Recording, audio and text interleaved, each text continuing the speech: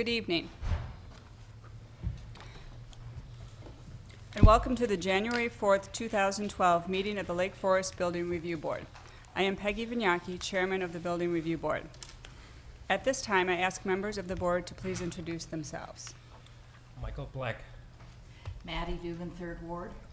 Stuart Trey, Second Ward. Monica Ruggles, First Ward. Charlie King. And John Clare. And would city staff please introduce themselves? Megan O'Neill. Kathy Cerniak. Thank you. The board is here tonight to work together with all of you, property owners, architects, neighbors, and interested citizens, to continue the long tradition that allows Lake Forest residents and businesses to work together to preserve the qualities and the unique character that make Lake Forest a special community. We recognize the personal importance of each petitioner's request. Our goal is to respect the needs and desires of property owners while balancing the interests of the community as a whole to preserve and enhance its architectural character and landscape streetscapes. For those of you who may not be familiar with the Building Review Board, the types of projects that come before this board are those in which the property owners are requesting a variance to allow a home that is larger than permitted by code, are seeking a demolition permit and approval of a replacement structure, or otherwise involve issues that could not be fully resolved by city staff. It is important to note that over 95% of building permits are issued by the city without the need for any board review.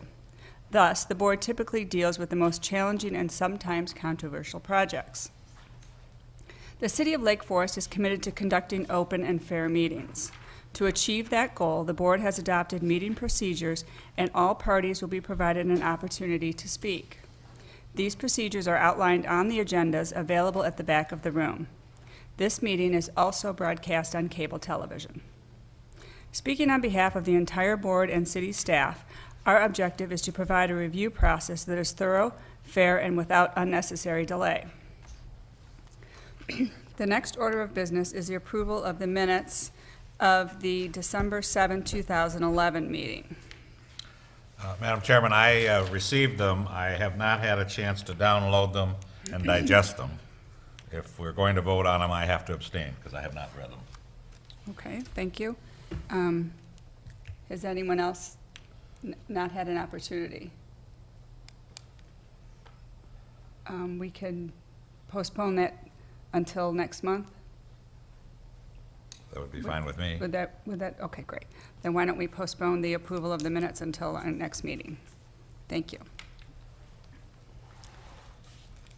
Next item on the agenda is a new petition, a request for approval of a partial demolition and addition to a residence located at 1204 Wilson Drive. The owners are Paul and Irma Markoff. The representative is Jonathan Clare, architect. At this time, I'm going to ask the board if we have any conflicts of interest or ex parte contacts. I do. Thank you, Mr. Clare.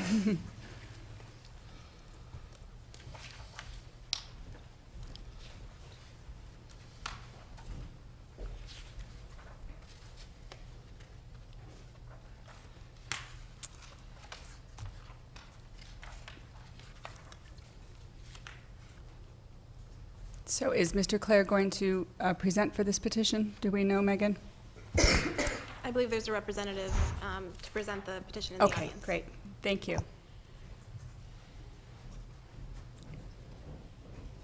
Would you please step to the microphone and state your name? Paul Markoff. Great, thank you. Welcome, Mr. Markoff.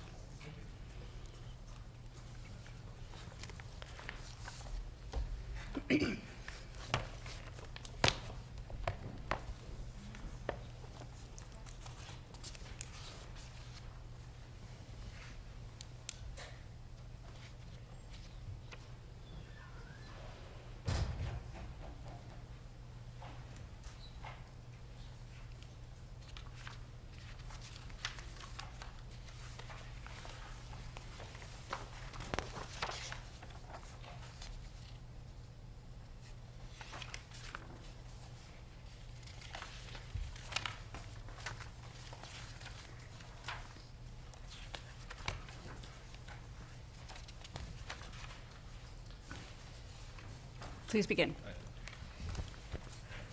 I haven't been through this before, so forgive me if I stumble. That's through okay. it. Just please remember to always use the microphone, and we'll Okay. be good. Thank you. All right. Our goal, we bought this house about a year and a half ago. It's at Farm and Wilson in Westlake Forest. This is the site plan of the general neighborhood.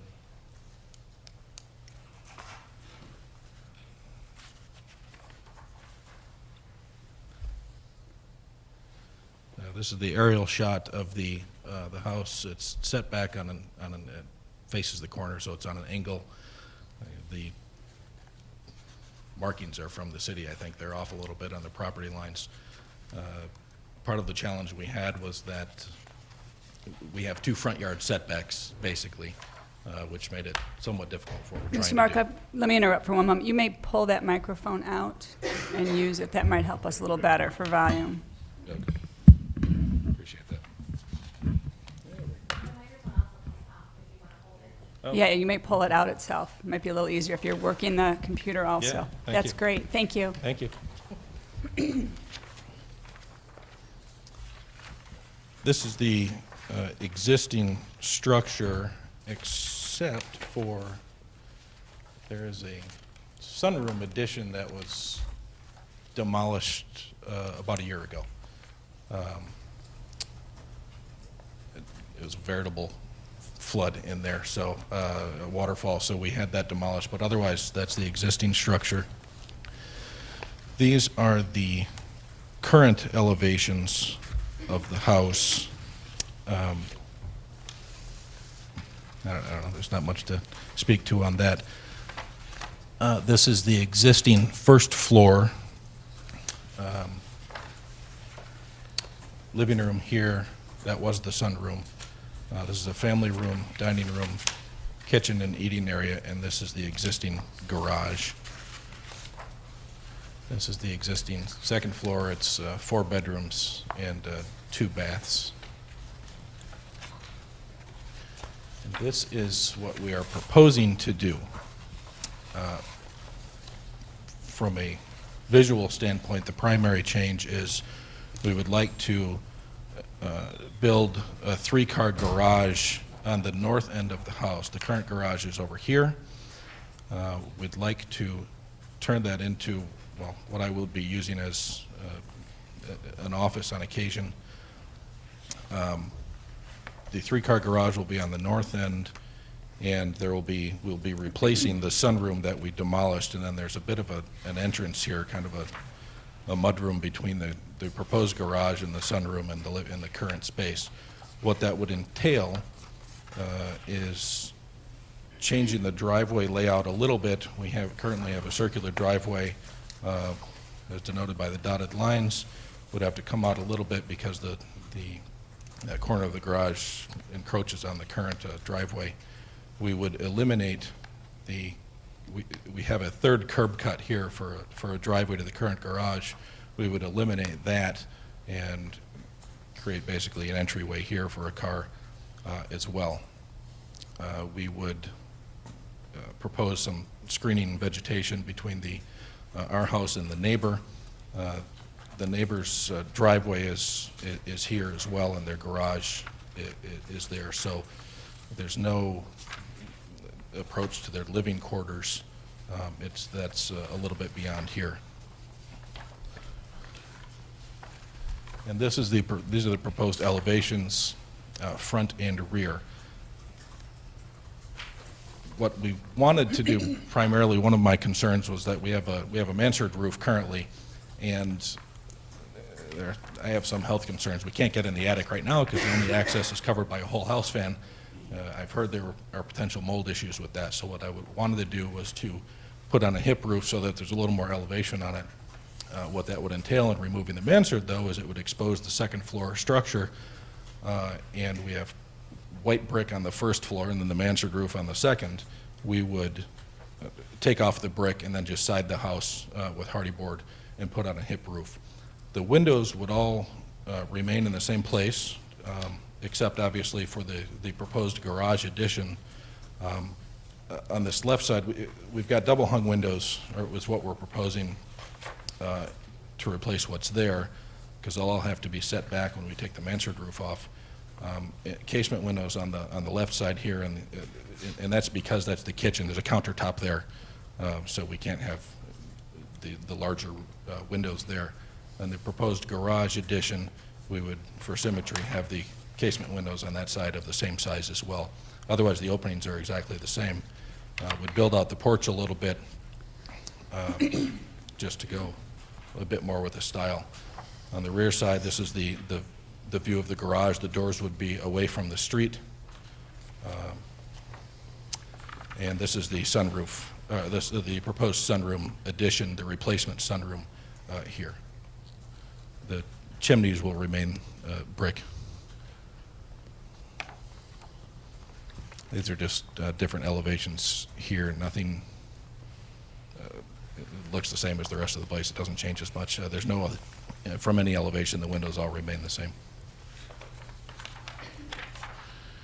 This is the proposed first floor plan. It's you can see a little bit more of the structure here, a little bit closer up with the third floor, the three-car garage here, the mudroom, and the sunroom, and the flow of that with the rest of the house. Everything else will remain generally in place, except the garage again will be a proposed office and I guess sort of living space. Second floor, the only changes really would be changing the bathrooms a little bit, but very minor. And this is just the foundation plan to show where the new foundation will be. It'll be a crawl space underneath the proposed sunroom replacement, and a crawl below this mudroom, and a slab for the new garage. And this is the roof plan, and to be honest with you, I don't know anything about roofs at all. I don't know anything about most of it, but so I can't really explain much on that part of it. This is the overlay from the current home to the proposed home, which, so you can tell that the windows are all in the same place. So structurally, there's not a lot of change in that sense. It's really going to be an aesthetic change from what's there, so that we could achieve the more elevated roof. And this is the streetscape. This is the neighbor to the west. Our house, and I believe that's the house directly across the street. And then there are some photos of that's of our existing home. That's the rear. That's the neighbor to the, some others in the top house is the neighbor to the west. The others are others in the neighborhood. So when I had initially started out, I had thought about just extending this garage out here, but what we came up with was, because of the setbacks, we weren't really able to do that. This, adding it on the north side is the only one that really made sense. First of all, it adds symmetry, so we have a first story on the south side, we have a second two-story in the middle, and then a one-story garage on the north side. And it also, because of the two front yard setbacks, if we were to build it further back, it would, the yard isn't that big in back. We have two little kids, 2 and 4, that we didn't want to take up the yard space with a garage, because prefer that they were in the backyard as opposed to the front. So, with that, I guess I'll take questions. Okay, thank you. At this time, we will have city staff present their report. Thank you, Chairman Vignacchi. At first glance, this project actually appears pretty dramatic and pretty complicated. I think the petitioner did a good job explaining it to the board this evening, and through various conversations with their architect and the staff level, we're bringing this project forward as a partial demolition as a way to change the character of the home without really doing much to the actual structure of the house as it sits today. It's a major renovation project, and because of that, the conditions of approval that you see in your staff report are a little bit different and do require that the plans that are submitted for the permit application are really detailed to a point where the project as represented this evening is consistent with the permit drawings that we receive at the staff level. The location of the proposed garage addition, by switching it to the other side of the house, seems appropriate for the neighborhood, given the location of the garage on the adjacent property. The change to the character is still compatible with the surrounding neighborhood. There is a mixture of homes like the existing house with mansard roofs, as well as two-story colonials with hip or gable roofs. So staff is recommending approval of the project at this time with the conditions listed in the staff report. There are 4. The project is below the maximum permitted square footage for the lot by about 430 square feet. I'd be happy to answer any questions that you may have. Thank you, Megan. We will open it up to questions and requests for clarification from the board to the petitioner or to staff. I will start, if I may. Mr. Markov, could you please explain, maybe you can help me, why you're maintaining any sort of driveway where the old garage was? It seems like you have a lot of asphalt going on, and I don't know why you're keeping a driveway back over that side. Well, right now, the intended use of it is to, occasionally I will have clients at my house, so my goal is to allow them to simply pull up to that part of it and make it easier for them. I'm an attorney, so occasionally people will come by if I have a client on the North Shore. So that would just make it easier. It would eliminate the curb cut, but so I don't think I suppose with this it would be additional asphalt, but as it is over here, it wouldn't be any additional asphalt. It would just effectively replace what's there, but eliminate the curb cut. Is the whole driveway expected to be asphalt in all areas? Yes, that's the plan currently, I think. Okay. That's what it is now, so I would presume that it would carry Okay. forward. Thank you. I have a question for staff. Under your report, under the summary request, we're talking about the demolition and the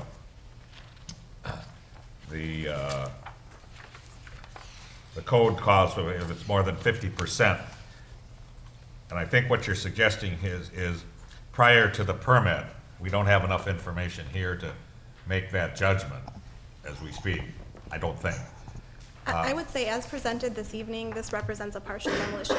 It does not represent a full demolition. What that condition of approval does is require that the petitioner show us, as things move into more final construction drawings, that the amount of demolition does not change as to what's represented right now. So this would be a decision, were we to go ahead with approval tonight, that would be done at the time of the permit issue, and the decision would be made by staff as to whether it is 50% or less or more.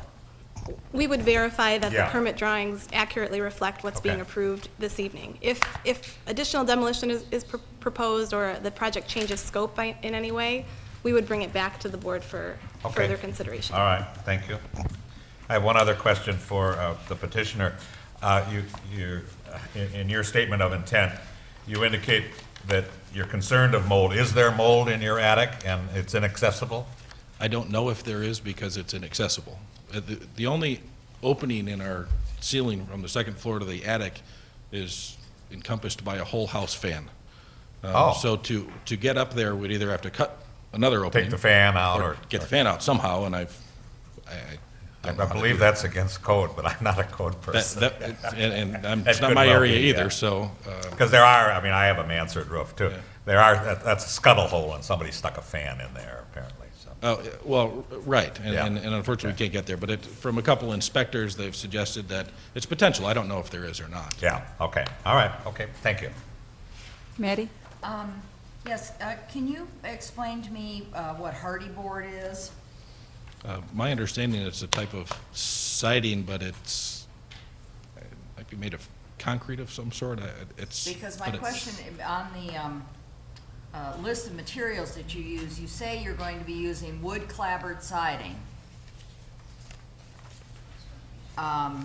But then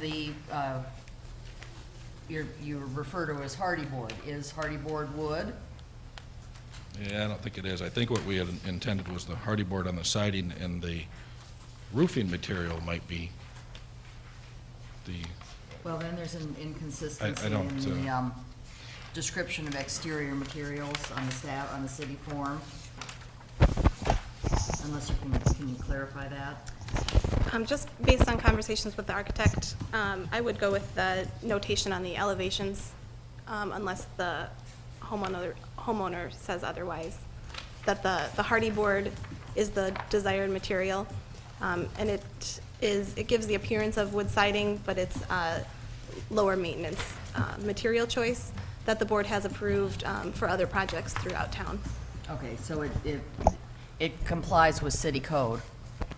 It does. Okay.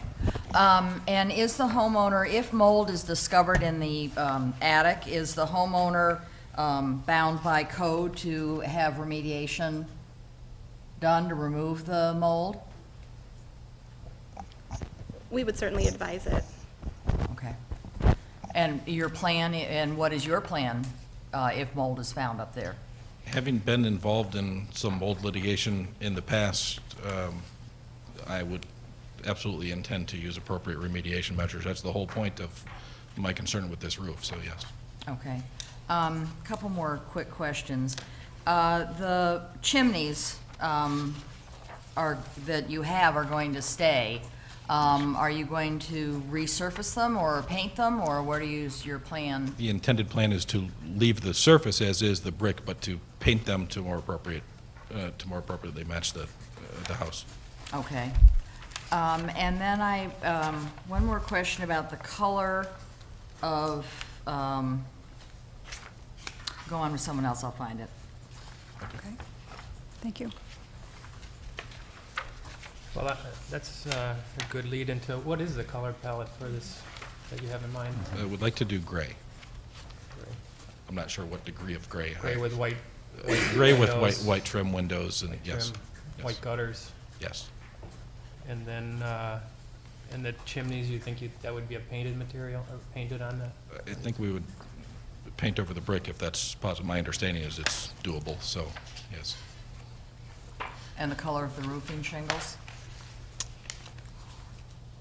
be honest, I haven't gotten that far, but black seems to be fairly common in the neighborhood. That would seemingly go with the gray more than anything else, yeah.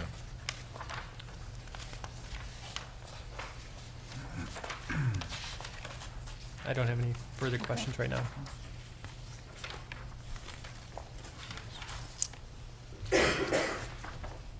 Mr. Markov, I have another question regarding that same area that I was referring to with that existing driveway area. There also seems to be an existing large tree. There's a- Yeah, are you taking any trees down in that area for that cut? As of now, I think it stays. Yeah, I don't think that will be oh, there's a tree over here. Mm-hmm. To the left of that, there's a tree in this area. I don't think this will be impacted at all. I think it stays. There's a tree on the corner of on the north side that would be impacted, so we'd have to move that or replace it with something else. But otherwise, I think the other trees stay. I think there's a shrub maybe off of this door that, I mean, it's a very small shrub that could be moved.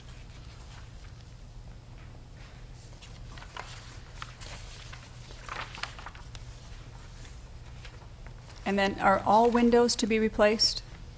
Yes. Okay. Yeah, I can't think of any that wouldn't be. Yeah, they all need to be replaced. Okay.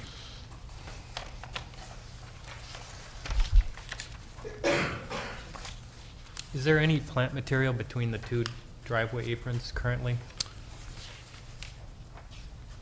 Well, there's not currently a driveway over here. On the neighboring property, is there anything on the neighboring property at that location? No, it's asphalt and it goes into the grass. There's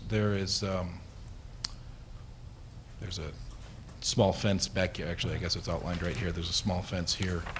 There used to be a number of flowers and things back there that we had to excavate when we moved in, when we found it out they were causing flooding in the basement, because they were all built up about a foot over the foundation. So we had to take some of that, we got a permit for that and remove some of that vegetation. But as far as trees and shrubbery between the driveway and the property line here, there's nothing. There's a tree on the corner, down by the street.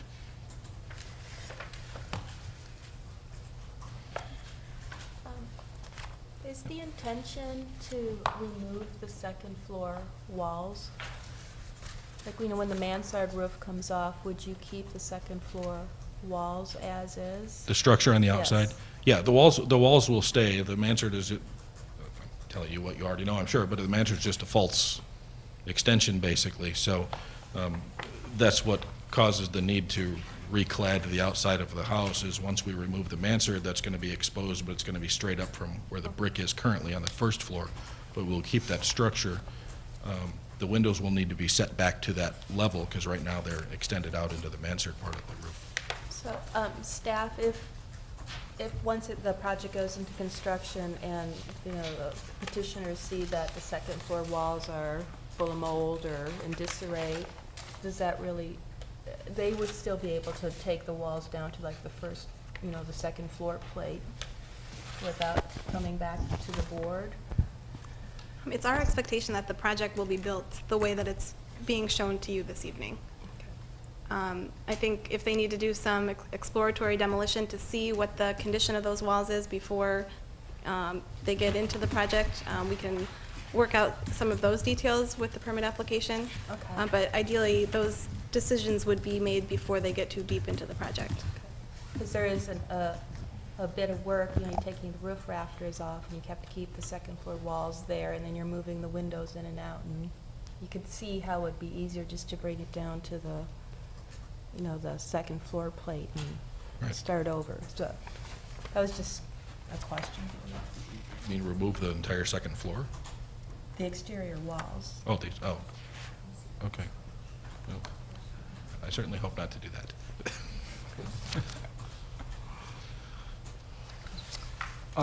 Just one quick question. The garage doors materials, do you know, have you chosen any materials for the garage door? It's a three-car garage, rather prominent, that you're planning there. What we had talked about with our architect was having a wood material. We haven't gotten into a lot of detail on that part because we needed to present all this, but it was proposed to be a wood material, which we've seen others in the neighborhood as well. Okay. What kind of wood that is, I honestly don't know. And I should say one other question. It sounds like there had been some concern about flooding. Do you have a lot of standing water on the property now? Is that a concern of yours going forward here at all, or? Not that I've seen, but we had, we moved in July of 2010, and there was a fairly big storm not long after that. It was just a matter of, he had planted so much around the house, and it was a foot or a foot and a half above the foundation line, so the water just, frankly, just poured in over the top. But since that time, we haven't had that issue. Great. Thank you. Sure.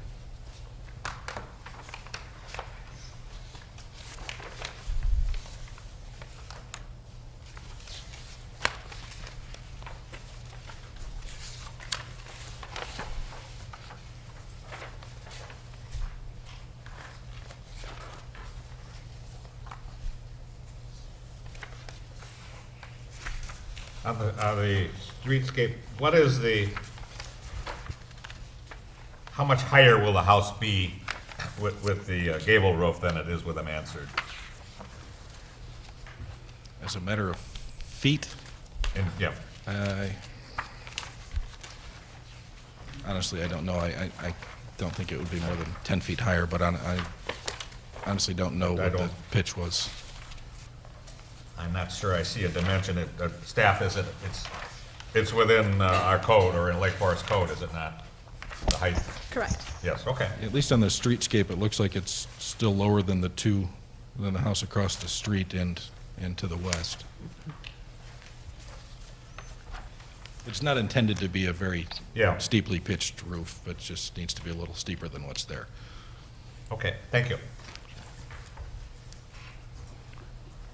Another, just a clarification on that driveway. There does appear to be a lot of asphalt. Are there any other alternatives that you have explored than having a driveway apron on both sides of the house? Well, the alternative that we had explored was initially, as I said, to put the garage on the south side of the house, but we had a challenge with the setback here, the front yard setback on both sides, and it would end up having to be in the backyard. To make this space usable for the intended purpose, there's not a particularly good alternative to that. I suppose at the end of the day, it's not 100% critical, but it certainly would be preferable to have clients just be able to pull up as opposed to having to walk, especially if there's snow or something along those lines. We did eliminate the curb cut, which my understanding is preferable. My understanding is you wouldn't get the 3 curb cuts anymore, so our goal was to at least eliminate that part of it. And thank you.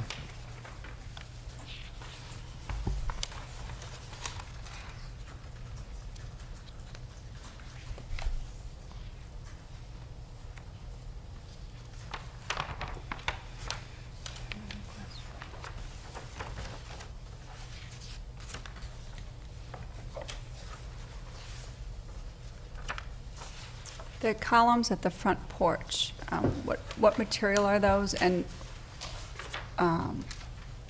what color will they be? They're going to be painted white, as you talked about earlier, trim, or will they be meant to look like limestone? That's a good question. I had envisioned them being white. What material, I'm not sure. If there's a preference from the board, we're open to that, but The drawing says a permacast, so it's probably some sort of a poured Right. material. Right. Yeah, my understanding from one of the builders I talked to is you could get them prefabbed, or he could create them out of some sort of concrete type structure, but what the exact name of that is, I don't know.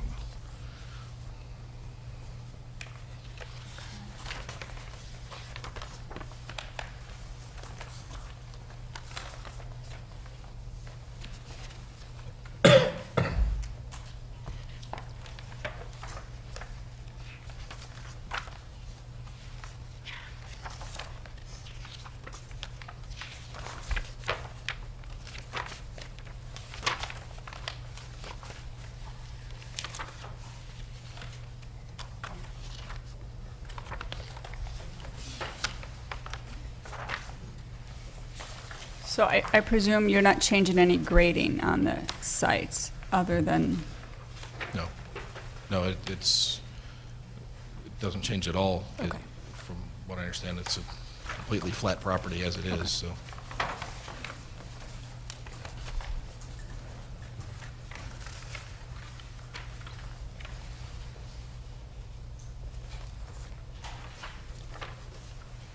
do we have any other questions or comments from our board? Okay. At this time, we would allow the public testimony. If there's anyone from the public who would wish to comment on this petition? Seeing none?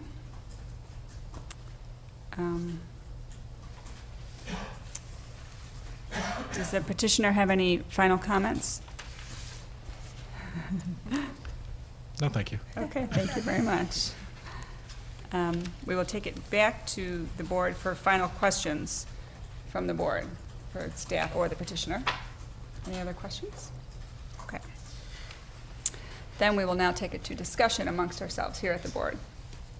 I can lead off with commenting on, I still am not liking the look of the driveway regarding that. I mean, there just seems like there's a lot of asphalt looking at it from all directions, and they're putting more in, and Just seems like there's a lot going on there. I concur. It's, I think it's too much, especially in light of the fact that you've got the other circular driveway that kind of takes you, if you really have a person visiting that office, you can just extend the sidewalk down there from that arch driveway and, you know, what is it, 30-foot walk? It's too much, and it's not our purview, but I don't think you're really supposed to have business out of your house anyways, I mean, quite frankly, but an occasional visitor, I understand, but I really do have a problem with that amount of asphalt. I just think it's not aesthetically pleasing at all. I tend to concur. They need the new asphalt because it's a rear-loading garage, or it faces west, away from the front. I have a little trouble with the new asphalt leading to what was the old garage. I have a little problem with that. Also, you're taking some drainage away with the addition of the new three-car garage. But I think the petitioner stated to his knowledge, in the time he's owned the house, there haven't been any serious drainage problems anywhere. Am I correct in that, sir? That is correct. Yeah. But you are, that's taking away existing pervious land, so. I'm not crazy about as I said, the driveway leading to the old garage still being there, or replaced with a new area, so. Overall, I think it's a nice petition. I like what you're planning on doing with the house. I think it'll be very attractive. But I do share my fellow board members' concerns about all the asphalt. And ideally, I originally, when I drove by and looked at it and saw how close the new garage is going to be to your neighbors, even though that's their garage side also, I wish the new garage could be on the south side, but I understand your reasoning for that. But as I said, overall, I think it's a very attractive plan, but I really do have a problem with all the asphalt, and I would like to see that, the existing, the new driveway to your office eliminated.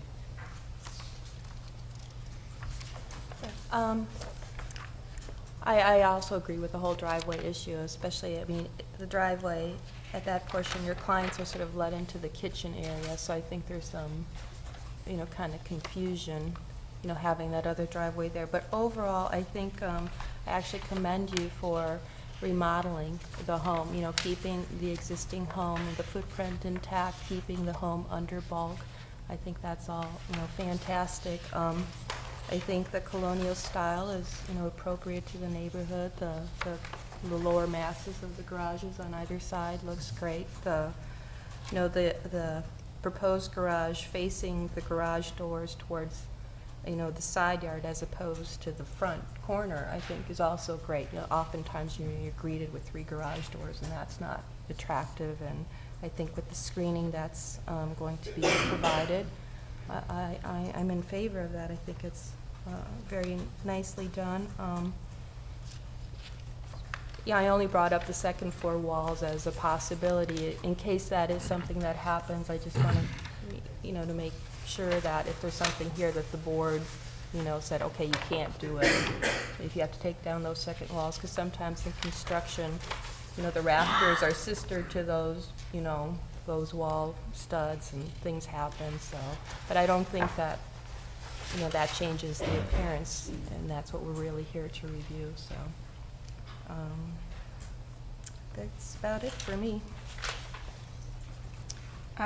Based on those conversations, would the petitioner be willing to look at alternatives to that driveway layout, possibly, maybe arcing the driveway a little bit closer at that point and just putting in a walk?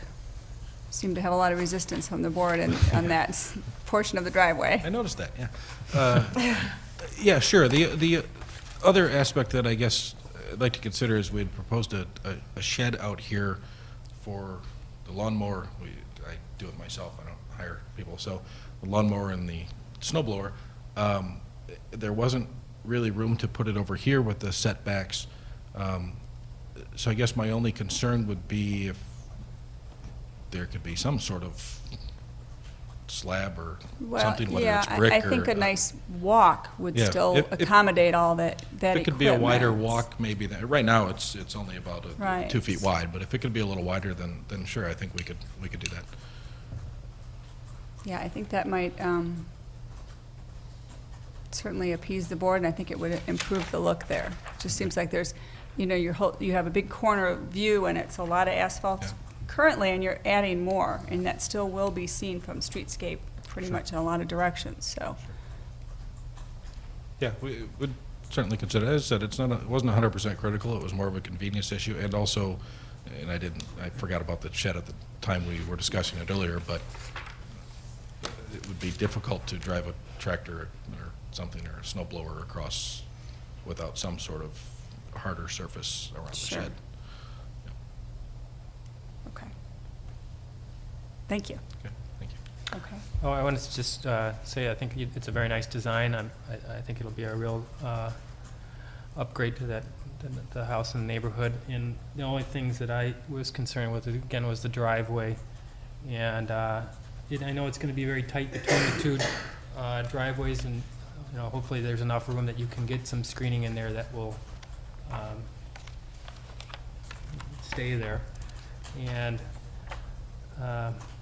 just take a look at the drainage, because it sounds as if you did have a drainage problem before. So I don't know what's going on with why it flooded last year. But if you're going to go through this improvement, hopefully whatever happened won't happen again. So, but other than that, I support the petition. Thank you. Yeah, I think it's a nice improvement to the neighborhood. I think you've done a really nice job here. Overall, it'll be an attractive house, and I appreciate you reusing the vast majority of it, and it's going to look great.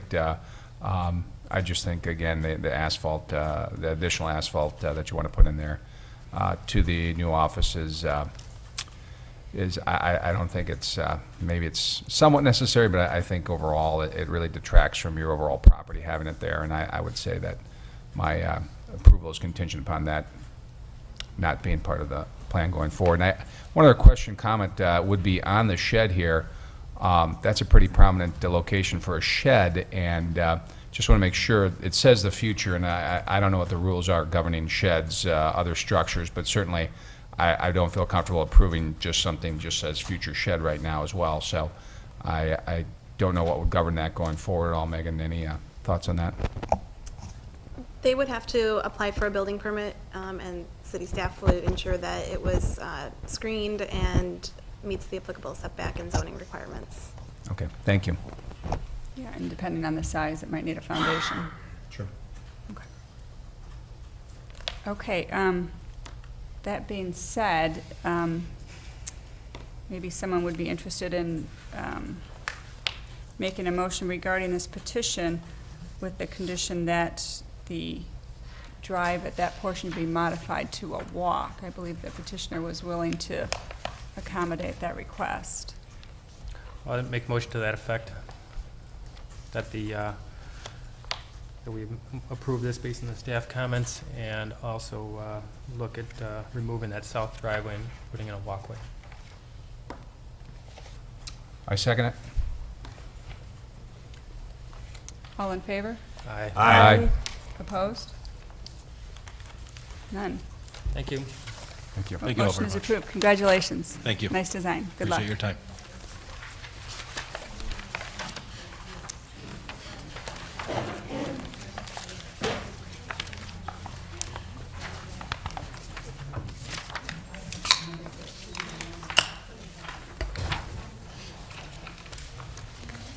Was there any?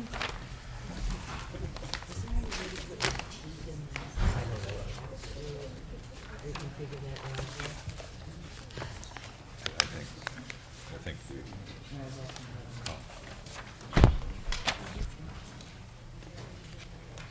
can be a walk, it can't be a driveway. We could deny a permit. Yeah, let's go down.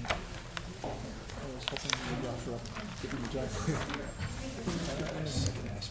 Yeah. I'm not sure his microphone is on, because Yeah, hard to he was really there even when he had it. be soft-spoken. Well, Next item on the agenda is another new petition, a request for approval of the demolition of 2 single-family dwellings located at 739 and 743 East Illinois Road, and approval of 1 replacement residence to be located on these combined properties. The owners are Ben Kuzniar and Joan Bodlowski. Representative is Dennis Parsons, architect. Before we begin, do we have any conflicts of interest or ex parte contacts amongst the board? Hearing none?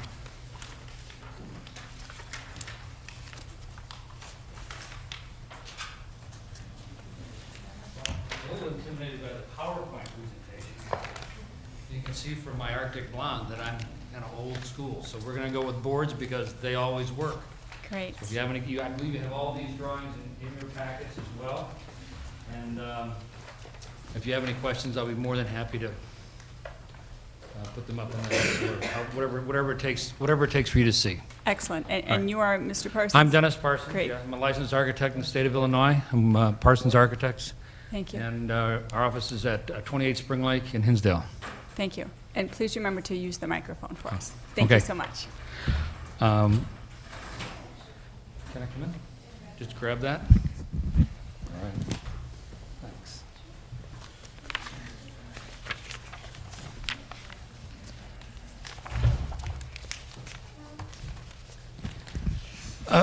First thing I want to do is sort of take you through the whole design process, where we started and how we arrived at this design solution. So it's important that you know that this house is going to be designed for 3 generations. Joan's mother is still with them, and she plans on living at this house. She does have wheelchair issues, but it's an important for them to keep her with them. Then Ben and Joan will be living at the house as well as their son Ben. So there's 3 generations. The in-law suite, if you will, or the first floor master, when it's no longer needed for her mother, will become a study and their first floor master. There's only 3 bedrooms up, so the total of 4 bedrooms includes that first floor suite. When they came to me, they were very open-minded about the style of architecture that they wanted to have. They wanted an open plan, as most people do today. You get a much better bang for your buck with an open plan than all partitioned off. They liked the arts and crafts style, but not prairie. They were comfortable with the coastal style, but not colonial. And they were okay with masonry or frame. They really didn't have strong feelings either way. I wanted a house that had a strong geometry, that had the proper scale and contextuality with the neighborhood, and proper orientation to the site. So we came up with this design.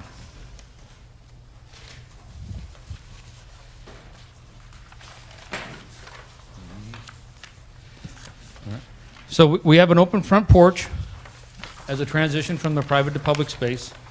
We have a average foyer with the music room off to the side. This study will be used for an aid if it's necessary, but right now it's a study. This is the mother's suite on the first floor. We have an open family room kitchen and back to a small mudroom and a 2-car garage. The third bay is really meant to be used for a wood shop.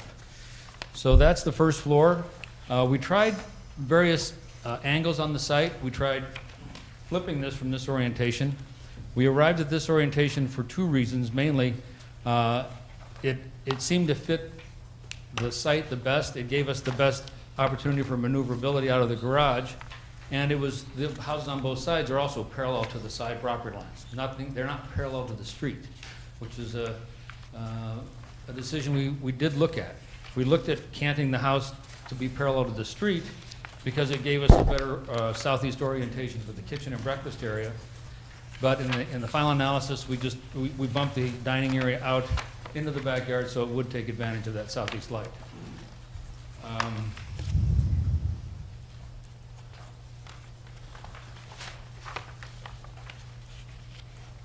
The house has the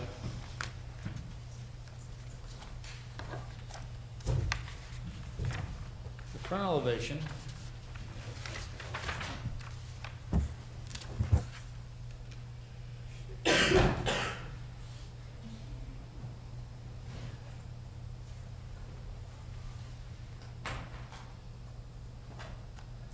So here you have the front elevation with the open porch, the music room windows, a well-lit front entry, the windows to the study, and then the bedroom windows up in the front. And once again, the strong geometry. We also sited the house with this back corner, starting with this back corner, and this is our 680 elevation. The property slopes this way about 30 inches, which did pose a problem with the garages being down at a lower level with wheelchair accessibility, but we're going to have a stair lift for these 3 risers as long as it's needed, and the Kuznys and Budlowskis are comfortable with that. They have that situation in their house now. So we thought that this was the best orientation in that it let the lower, it put the garages to the north and it let it cascade down the hill like the grades cascade down the hill. As far as scale goes in the rest of the neighborhood, you can see from your streetscape that we are very much in context with the other roof heights. And as far as the overlays go, you can see where the other houses are shaded, here and here. So yes, we are taller than the other houses, the existing houses, but we feel that we're in context with the overall neighborhood. We also chose this design because we didn't want to spend any of our floor area on third floor spaces, so this attic is strictly attic. It's 7 feet or under. And we also like the way it transitioned down to first floor roof lines to the north and south. So it went from 2 stories to a story and a half down to 1 story. And that's sort of the genesis of this design. We explored brick and stone for the chimney and the front porch. We settled on brick because of its classic nature, as opposed to the trendiness of some of the stone houses we're seeing today, stone and shingle. And I really like a good brick as opposed to stone, random stone. So if there are any other questions, and that's sort of the design. Great. Thank you, Mr. Parsons. We will now have staff present their report. Thank you, Chairman Vignacchi. This project is unique to what the board typically sees. There are 2 existing homes on 2 small lots that are proposed for demolition. The proposal is to combine those 2 smaller lots into a larger lot and construct 1 replacement structure. I'll touch a little bit on the demolition review that's provided in your staff report. Given that unique situation for this petition, the idea to reuse the structures and combine them in some way to provide for 1 single-family home was really quite a challenge and very infeasible. Additionally, structural engineering reports were provided that indicated some severe structural deficiencies in both structures, and the amount of work that would be needed to bring these structures into a situation where you could renovate 1 or both was really cost prohibitive. In general, staff is supportive of the demolitions. The combination of the 2 smaller lots into 1 larger lot is not inconsistent with the current pattern on the street. The project allows for an opportunity to be more consistent with the streetscape than what currently is there. And the 2 lots are almost a remnant of what this neighborhood used to be. And as the lots change shape and size, they're kind of the oddballs out right now. The key to the success of this project is really looking at how it's sited, how it's landscaped, and how the massing relates to the street.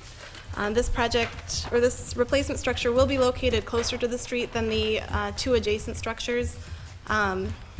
And that's a factor of many things. The lot is not as deep as the adjacent structures. Setting it back in line with those homes would result in the elimination of any backyard and also require a zoning variance to be within the rear yard setback area. The petitioner has worked closely with the city arborist to develop the landscape plan to a point where landscaping is helping to mitigate the concern for placing the structure kind of in front of those 2 adjacent homes. One comment that is identified in the recommended conditions of approval is that on the south side of the property line, the city arborist recommends additional landscape screening to be installed where there are some gaps between the two properties, between the two structures, to provide for that screening. Additionally, the screening on the north side, in order for that to be successful, our engineers have looked and worked closely with the city arborists to find a solution that would allow for that plant material to survive and also allow water to drain through that section of the property. The recommended condition of approval is to install either a curb or some sort of raised planting bed to direct the water down the driveway into the street instead of through the proposed planting areas, so that we don't flood out the plantings.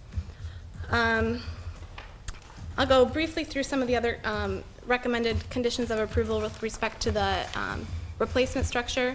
But again, staff is recommending approval of the demolition of the two structures, and as well as approval of the replacement structure with some pretty specific conditions of approval. The first condition of approval is, speaks to some of the discussion that was happening at the other petition. The width of the driveway it appears wide compared to other projects that the board has approved and throughout the neighborhood. The 16-foot wide driveway allows for really 2 cars to be parked on that. The condition is written to allow some flexibility in the placement of the home, recognizing that the home's not going to be pushed back significantly, but if it needs to in order to allow for a more functional driveway, that condition allows for that. Staff to have that flexibility with the petitioner as part of the permit process. We would also want our engineering staff to review the proposed curb or planter along the north property line. And as part of condition number 6 with the landscape plan, the additional landscaping on the south property line. I think that covers the unique conditions of approval. I'd be happy to answer any questions that you may have at this time. Thank you, Megan. We will now take it to the board for any questions or clarifications from staff or the petitioner. I have a question for the petitioner. You briefly went through it, and I guess I wasn't listening, but you have a 2-car garage that you load in from the north, and then you have this, the third thing, and there's a stated reason, and I didn't listen. Well, the primary reason is to be a workshop, a wood shop for Ben. And the secondary reason would be for toy storage, bike storage, to I keep them see. out of the 2-car garage. It's really minimal for a car. It's 12 by 18, so it's a small 1-car garage at very best. And by the time you put a workbench in there and a couple of bikes, you're not going to get much of a car in there. So And it looking really- at your east view, it's a little distorted, because that's back probably 25 feet. Yes, it's back 29 feet from the 29 front. feet, yeah. I guess, and you have a garage-type door, an overhead door facing the road, and then on the back, you've got, I think, 2 double farm doors or something. I believe we changed that to an overhead door that was made to look like a barn door. That's correct. Okay, all right, okay, but you have I can load from the front and the back. We can go all the way through, yes. Okay. I guess typically in a lot of the stuff that we look at, if you can avoid front-loading garages, this is good. I'm just wondering if there would be something, I can understand the desirability in a shop that you'd like both, the front and back to open, to haul stuff in or haul stuff out. I'm wondering if there's something else could be considered rather than a garage door for the front. Well, at this point, I don't know that I can promise anything but a garage door, but keeping in mind that not only is it 30 feet back from the front of the house, it's further back than that from the porch. Also, the way the driveway enters the property, it leaves us the whole, would be northeast corner to screen that garage door with landscaping. And I believe that's, my landscape architect is here, and has every intention of adding that, including that screening in that portion of the driveway. So I really don't know of any other solution that's going to work for us there besides an overhead door. It's not just some Clopay door, it's got glass windows. No, in it. yeah, I'm sure, I'm sure it'll be a beautiful door. Okay. I have no question on that, just, okay, thank you for your comments. I have a color question. The facade material, you say it's gonna be wood shingle, and then you say the color is going to be light beige. Is that because you're gonna stain it or paint it, or are you gonna naturally let it weather? It's not gonna be left to weather, because that always looks bad here in the Midwest. It goes black on you, and that's not good. We're going to use a semi-transparent stain and stain the natural shingle to that light beige or warm gray, if you will. All right, But we want the grain of the shingle. If we're spending money on cedar shingles, we want the grain of that shingle and the variegates and the vagaries of that shingle to come through. okay. And white trim and, what color is your brick for the chimney? The brick is sort of a reddish beige. We have a sample. Can I see it, please? We feel that these colors complement the beiges in the shingle and the stain, and give us a little contrast and look good with up against landscaping. Okay. So You don't this- happen to have a sample of the stain on the shingle, do you? I don't. Okay.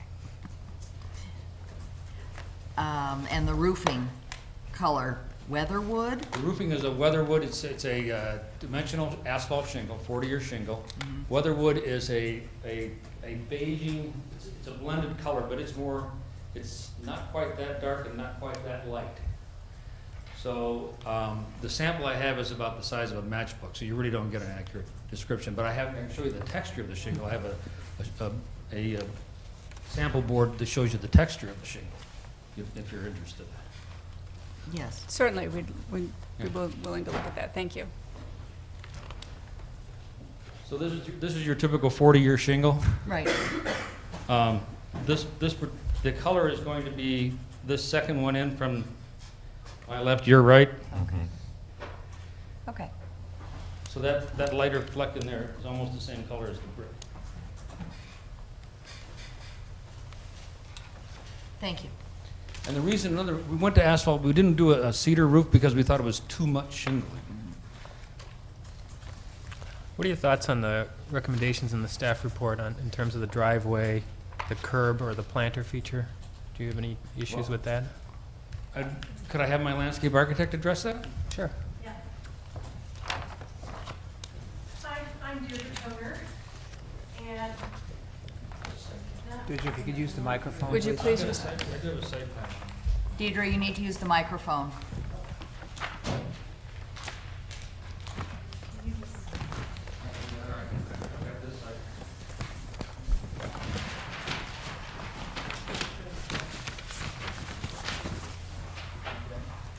along the north driveway, I think it would be a great idea to put that cobble on the edge of the asphalt so that we can direct the water down the driveway towards the drains that are going to be installed in the corners.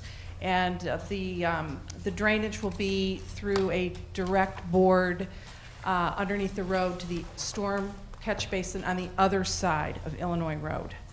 The neighbor on the north side here has a swale there, and we want to be able to keep the water out of that swale, so it's just used for them. We have quite a bit of screening here to screen off the garages, double natural materials in, we've got witch hazels and amelanchers and quaking aspens. And if I could also address the issue about the south side screening that the arborist had a concern over. We have 3 large quaking aspens here. They have a growth of about 15 to 20 feet wide, and this is a 62-foot linear foot area that this is going to be covering. The clients, the Cuisinarts, do want to keep an open, airy feel to the backyard, and we want to be able to have as much sun going into the backyard as possible. So we've placed some heritage shade trees along the edges here. There's an oak and a river birch, so that we can still manage to get light on that rear patio area and keep an open lawn area there. And then just one other quick thing about the garage door, the third garage. The screening on this corner of the landscape there with the driveway, it gives us the opportunity to really create a nice flow of landscape screening of that whole garage area. We do have a heritage tree in the parkway. It's a 18-inch caliper Katsura tree, which caused a little bit of design conundrums, and for the house and for absolutely everything. But so we did take the center apron and manipulated the driveway around to the garages, saving the parkway trees and specifically the Katsura, and then planting other trees there to complement that scale on either side. So do you think the narrowing that driveway down to 13 to 14 feet, does that present a problem? No, actually the red line, I just kind of sketched that in for Okay. the client earlier, and that's 14 feet, and they are in approval of that 14 feet. Okay, and then in terms of that cobblestone edging, is that sufficient to keep the drainage from just going through the cracks or going over onto the neighbor's property? Because I noticed when I was out there, there is a significant grade change between the two properties. And I think, what the engineering and the staff are concerned about is that the drainage is going to end up in the neighbor's side yard or front yard. Correct. I have worked with the engineer from Genesis Engineering, and we've discussed a couple of different options for drainage in this area here. The water flows primarily from this corner of the property to the lowest point over here. The lowest point is in the the northwest side of the rear yard. And so in this asphalt area here, what we like to do is position corner drains to catch the water and possibly a channel drain across, so that the water is going to be channeled into the drains, and then it will go underneath to the storm sewer. So technically, or theoretically, we probably won't have any water going at all into the neighbors. We're going to be catching all the water on this site. So That's the that goal. drain at the very, I guess, northeast corner of the property, is that really necessary, do you think? Because if you take a look at that drain compared to the one right next door on the neighbor's property, the one you're putting in is about 1.5 feet higher than the one about 20 feet away from it.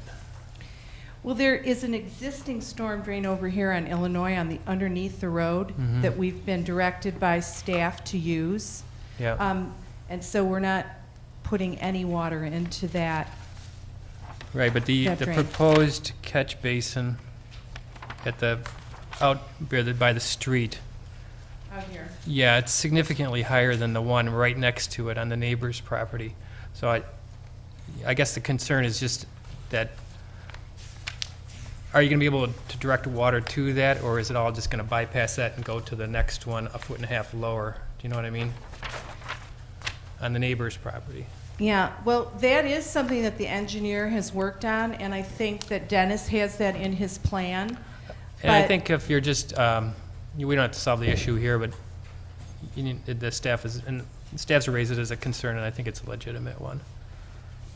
Right. It's a concern for us too. It was initially we thought, when I first walked a lot with the Kuzniak, I thought, well, this is great. We got this huge storm basin here, and it puts us into the system, and the system heads into Lake Michigan, and all's right with the world. Then we were informed that we couldn't use that storm drain. That belonged to the neighbor, so we're okay with that. But I'm just looking for my engineering plan. There it is. So let me just check these rims.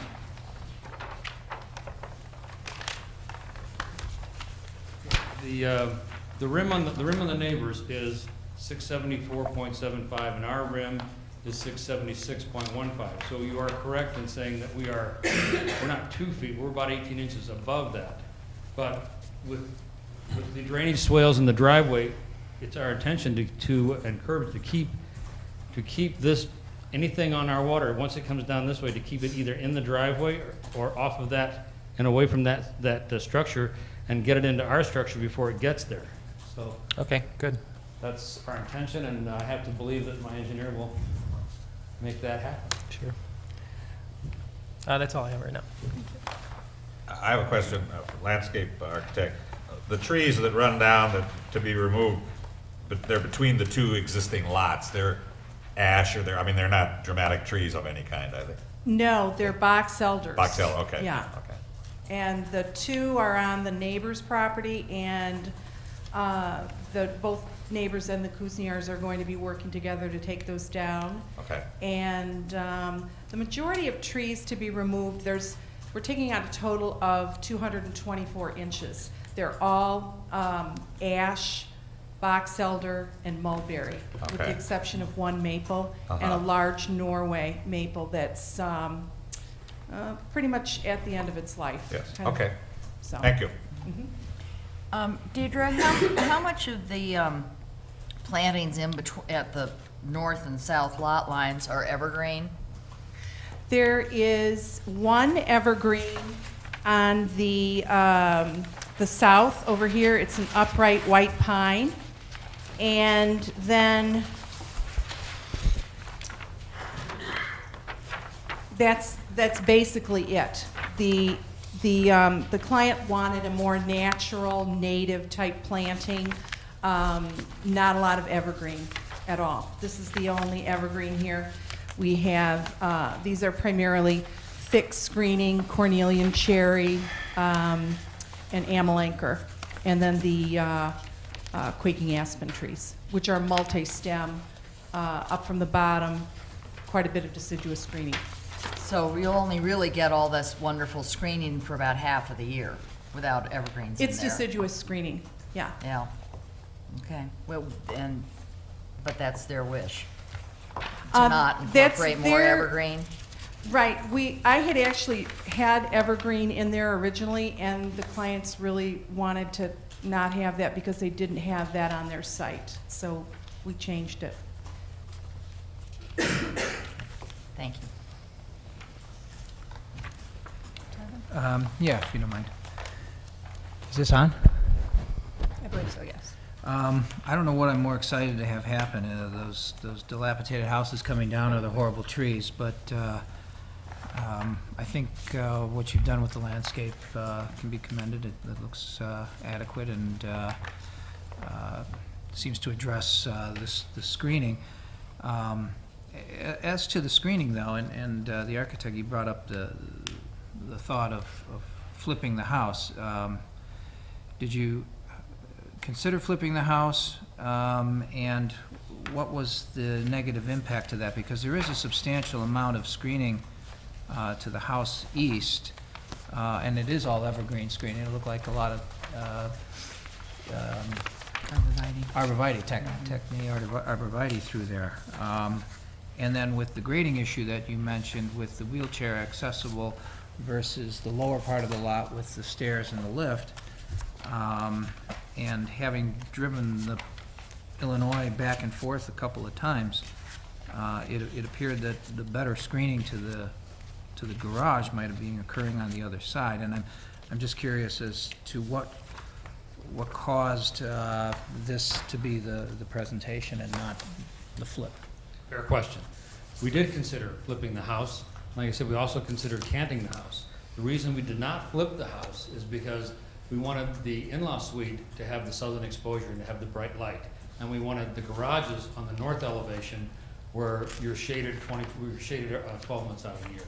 So anytime I have a choice to put a garage on the dark side of the house or living space on the dark side of the house, I choose the garage to go on the dark side of the house and the living space to go on the sunny side of the house. So even though it created the three riser situation from the mudroom to the first floor of the house, that we can take care of, and that is a temporary problem. So We feel that it was better, we just had better light in the entire house by keeping the garages on the north side. Okay. And then a question on the garage width as it turns into the driveway width as it turns into the garage. I guess I'm curious as to how much dimension there is for landscaping between the property line and the asphalt. And then I see a dimension of 27 feet for asphalt. I guess the first question, how much space is there for landscaping?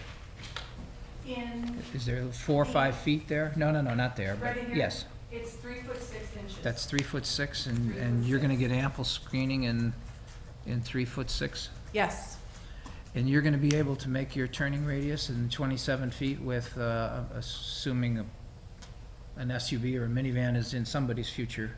yeah, oops. Yes, You're comfortable with 27 feet? I've kept them as short as 23. I don't like 23. 27, I think, feel is entirely adequate, nor do the Kuznets anticipate driving large cars. Joan drives a RAV and Ben drives a Tacoma. And So then they're not big the garage door, that's the one that you're using for a car. It's a single 18-foot, is that what I'm It seeing? is. Did you It is. consider doing 2 9-foot? What we did, but given the turning radiuses, we felt it was much better to have a single overhead door that looked like 2 doors, so we have one big opening to crank ourselves into, than 2 doors with a big post in the middle.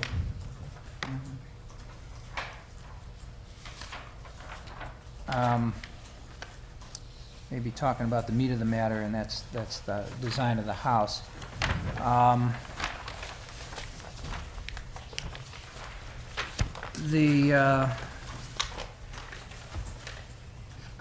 I guess I'm clear on the gables, the shingle-style gables, but I've become a little unclear on the design style that's used to attach rooms, upstairs dormers and garage, wood shop room and the bedroom.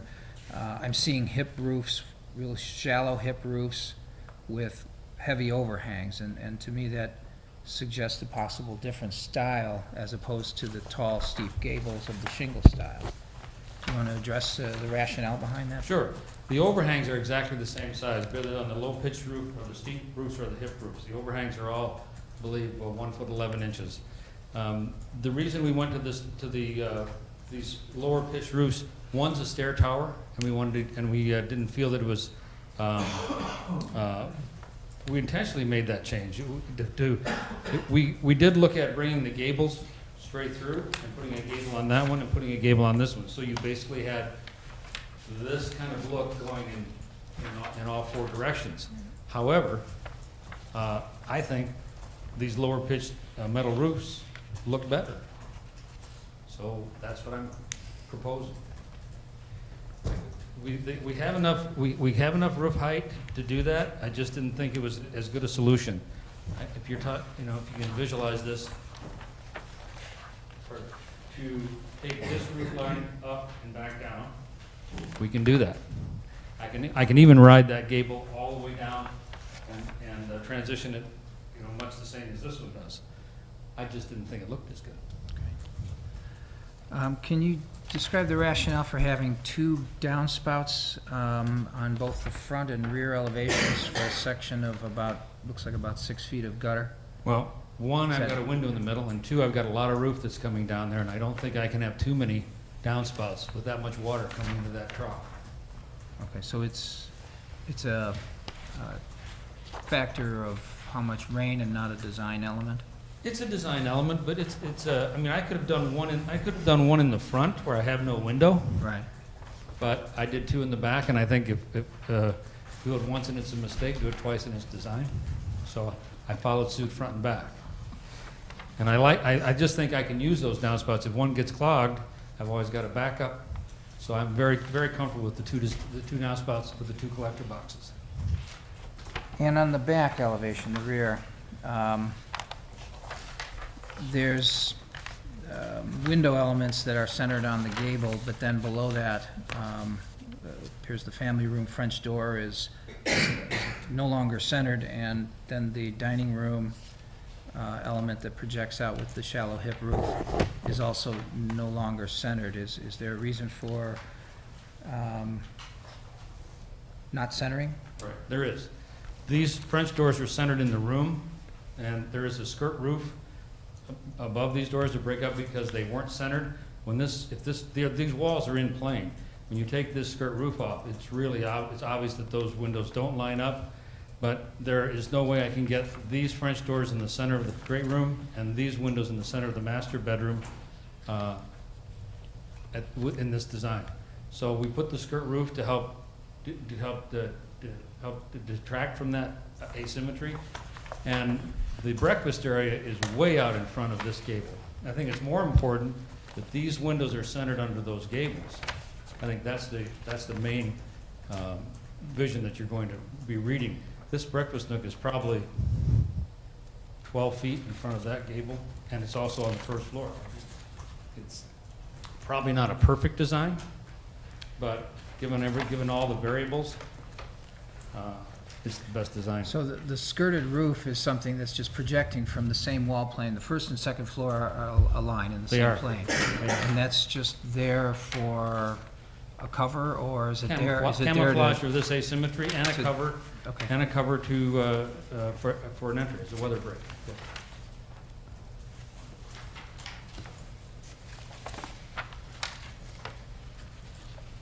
I have no questions.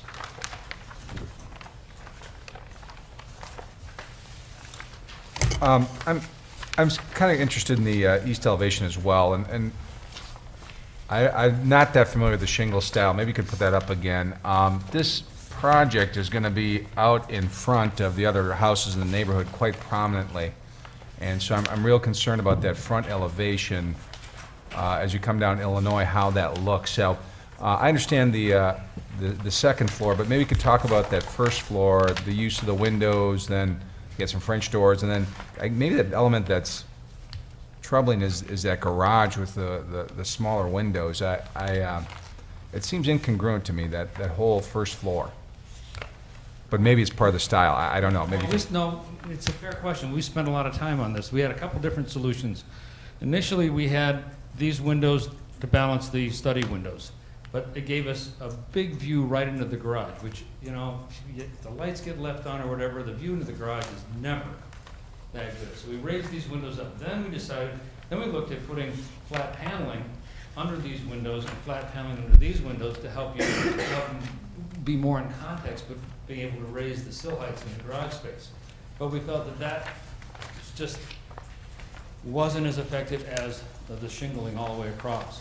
So we did center this window under this window and not center it in the garage because it's a garage, who cares?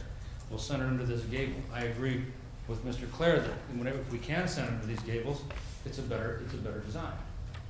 So that's the evolution of that. And that's why this window is shorter than this window, plus this room is a totally different function than the rest of the house. And the patio area, is that typical to have the French doors right next to the main door there in the shingle style? Or, could you talk about that element, the maybe? porch? Yeah, on the porch. Well, the French doors are out of the music room, so the thought was, on nice days, open the French doors, and they are both musicians. So it was something that they requested, and I didn't have a problem with the French doors. The solid door is the front door, and there I think you require a little more security, or just walking up to that door. You don't want it all glass. You just want, so it's a 6-panel, it's a 12 light with side lights. And it's more of an arts and crafts kind of door than, and I think it's more in context with the shingle style. And then finally, the reason we can't move this house back another 10 feet, 15 feet, would it encroach in the rear setback? Are you absolutely to the back of that setback right now, or? We're not to the rear setback, but what you need to do is look at the entire site plan before we jump at just moving the house back. Because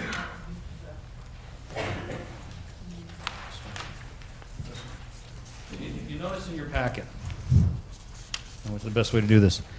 The front corner, the garage corner, if you will, is 45 plus back. So the only corner that's, we already moved it back 5 feet to the front of the porch. This corner of the garage is probably 47 feet back. This corner of the house to the south is actually 60-some feet back off the street. So as the road pulls away, you do have a lot of front yards. Also, these lines are representative of where the houses are today. So we're way back from where the houses are today. So we Understood. figure and in the interest, I'm sorry, but the Kuzniars really want a large backyard for their children to play in. And every time this house comes back, they lose more play space. So, and if you look at the entire aerial view of this neighborhood, if you follow a visual line that goes from all of these houses, with the exception of the two adjoining properties, there pretty much is a 40-foot setback along Illinois Street. And we think we're in context with the neighborhood that way. It's not a perfect situation, but given the fact that, and they also tried to buy another 25 feet of the property behind them with no success. So they understand that it's not perfect. But given all the restrictions, we think we've walked a fine line here. Okay, thank you. I have a question based on looking at the east elevation, the front elevation. The second floor, you've got two, the windows are symmetrical, and on the west, on the rear, you've got a 3 and then a 2. And I think one is the master bedroom, the 3 windows. That's correct. On the west. And the other one is the tub area, I think. That's correct. And it probably, and this is the rear, I understand that. Right. So nobody's observing it from the road or anything. It's just to be symmetrical, but you would then, if you went to a 2, you wouldn't want 3 windows over the bathroom, probably, over the bathtub. And you wouldn't want 2 in the master bedroom. I'm answering my question. All right. Because you want the light. Yeah, we don't want the light. And just to couple into yours, is we also looked at just going to half windows above the tub, like we did in the garage, to sort of carry a theme through. But we didn't feel that was all that necessary, because these will have plantation shutters on them or something. Right. But we did want to have as big a view to the backyard as we could. Okay. I'll buy Right. that. Good, thank you. I have another question about the east elevation, please, for both you and Deirdre. To the right of the front door, the garage windows, which you purposefully did not center on the garage space. When you go and look at Deirdre's plans, it looks like the window is centered. Well, I wouldn't hold dear to the architectural standards like Okay, that. all right. And what is, I have a little problem with the gap, all the shingle, unbroken up space to the right of those garage windows. On Here? Yes. And I see on Deirdre's plans that there's a tree going to be there. How high, how full, what are we talking about? This tree is a Yes. crabapple. Yep, And then we have low evergreen yew in there, Bergy yews, rounded globe yews. And this is a Japanese maple in Okay. that corner there. So there's a lovely screening there. So, and my mistake, because I did have this centered, and I centered the yews underneath those windows. So. okay. In her defense, that window's moved a lot. I understand. Okay, I just wanted to make sure I was clear. Thank you. There's an overhead wire that cuts through the backyard. Is that going to stay, or is that going to get It's relocated? going to be relocated. Okay. And then, That's the end of the line, so that's gonna go away, and we're gonna bring an underground service in from the pole that's over on the northwest corner. okay. And then the fence proposed for the front yard are there any fences elsewhere along the stretch of Illinois, or is this, could you tell us a little bit about this? This was a recent development at the end of December, which I sketched into the plan. But the Kuzniars would like to have a low decorative fence that matches the railing on the front porch. So that it's just about I think it's about 10 feet. It's about 10 feet on this side and about 14 feet on this side. So it's just a low, sort of an entrance embracing either side of the entrance, low about 30 inches, and it will be in this painted wood in the same, finished cedar in the same color as the house. Okay, thank you. What is the depth of the porch? 8 feet.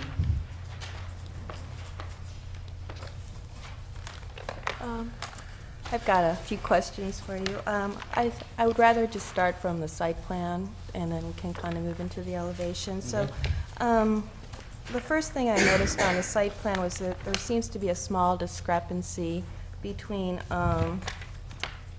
the site plan, the topographic survey, and one of your others that showed the patio area in the back. Are you proposing to have there's 1, 2, 3 paved areas shown on one plan and 2 on the other? Right, there's the patio off the in-law suite, Okay, there's the patio off the family room, and then there's a small cooking patio off the mudroom entrance. okay. So That's you- correct. Okay, so there are the 3. And then moving to the driveway itself, the apron, are you proposing, you're keeping one of the existing aprons, correct? We're pretty close to the existing, we're not keeping it in its entirety. I believe it's within a couple of feet of it, isn't it? Or is it the same apron? We're keeping this center apron, and it's virtually the existing apron. We're actually going to be making it a little bit smaller. Okay, so, are you keeping that, is that staff directed, or did you want to have the driveway curve like that, as opposed to just kind of coming straight Yeah. into the? Well, that's another long discussion, but yes, there's 2 things that come into play. There's the tree that we had to save. There's also a fire hydrant that has to be Correct. respected. So that's what pushed the driveway down all the way to the edge. If we brought the driveway in right from the south, from the east line, 2 things. 1, we lost that parkway tree, and 2, we lost our opportunity to screen the one front street-facing garage door. So in the end, it was really a good thing that we twisted this driveway. Okay. Is it, I mean, it is adding quite a bit of pavement. It is. To your front yard, okay. But we thought we stood a better chance than having a big garage door and a driveway straight into it. Yes, okay. And then, I think the drainage has all been addressed by a lot of the other board members. Then moving on to just the placement of the home and the rhythm of the street. And, you know, walking down that street, because there are the 2 existing homes there now, they cause, you know, they create their own rhythm, you know, so you're marching along and you see these 2 and they're matching and they seem to go well.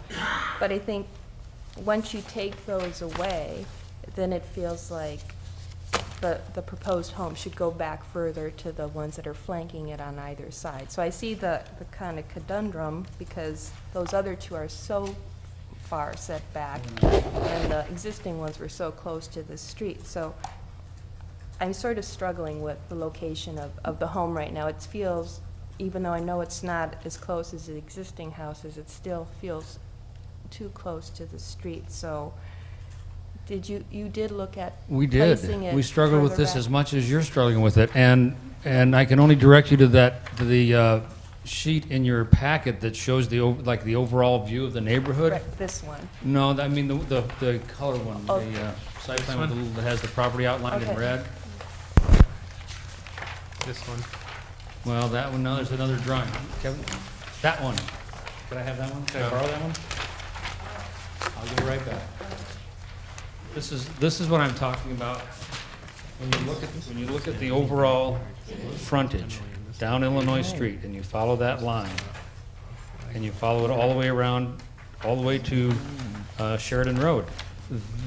Unfortunately, the 2 houses we're building next to are the anomalies on the street, Yeah. and not the rule. So we really do feel that, first, the one to the south was a flag lot, I don't know how that happened, and the one to the north has a deeper rear yard, so we're stuck. Right, so I understand that, you're kind of in a tight spot, but We are. it's sort of, right now it seems a little close to me, so. Okay. And we also, that's another reason why we cited the house parallel to the sidelines, because it did give us that 60-foot setback to the south side. So we figured that, coupling with the garage excess, was a win-win. So the 40 front yard is what is required, and you set it back to 45? 45 So to you're the going- porch, which is open. I But don't the know, porch are still, those- the porch Are still those has... allowable encroachments in Lake Forest? No. No, okay. So the porch is the closest at 45, and the rest of the house is back from there. Okay, and then, well, if I move to the elevations and moving to the, well, I guess in general, I think, John brought it up, some of the, speaking about, the windows and some of the doors. I find that it seems to me that there's an inconsistency with some of the, like, the window and door light proportions. There's, some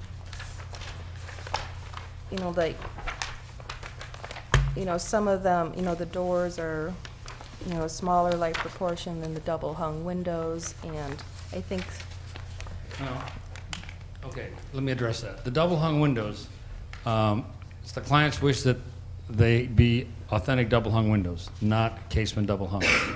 That precipitates an escape window requirement. So that criteria is met by this one window. They all have to be that big in order for it to look right. So if they were pseudo double-hung windows, the double-hung grill pattern, we could bring those windows down a little bit. But they do not like casement windows. They're adamant about that. No casements. Double hungs or awnings. That's it. So what do you do? I think it's not the difference between the windows, it's the windows to the French doors.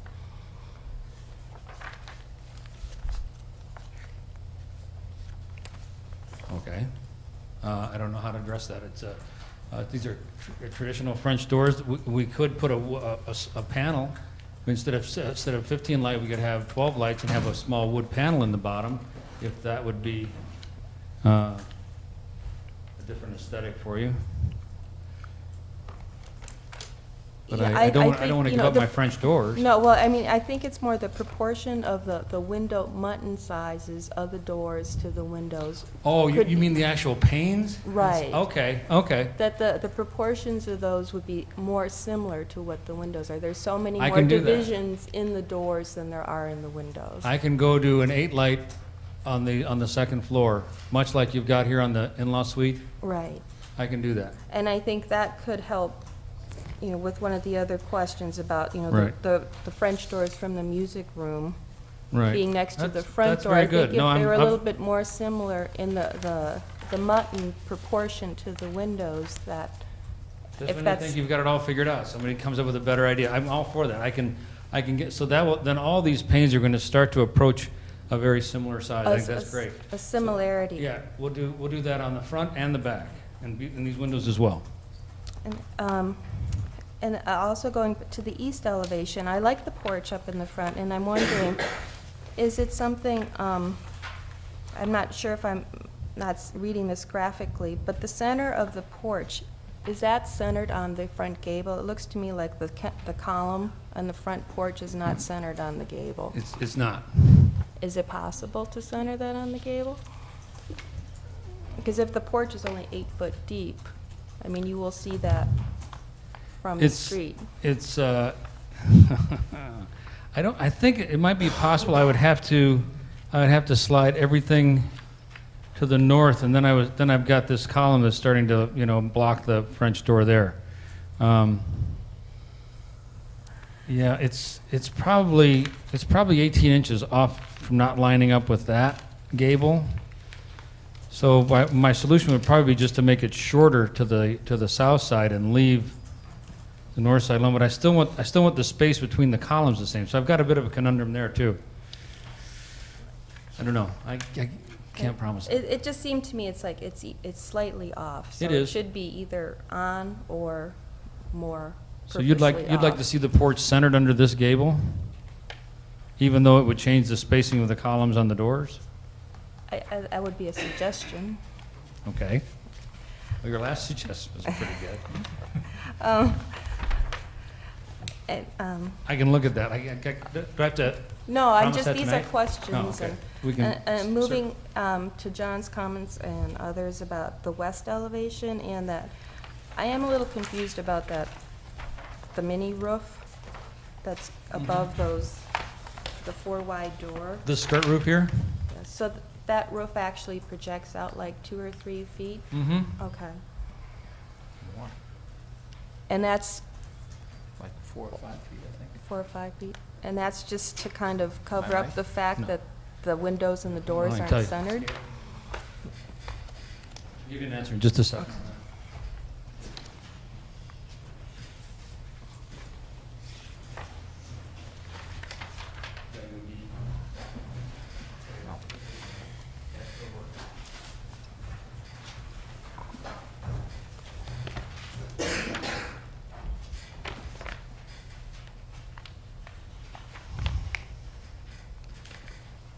Three feet from the wall to the fascia.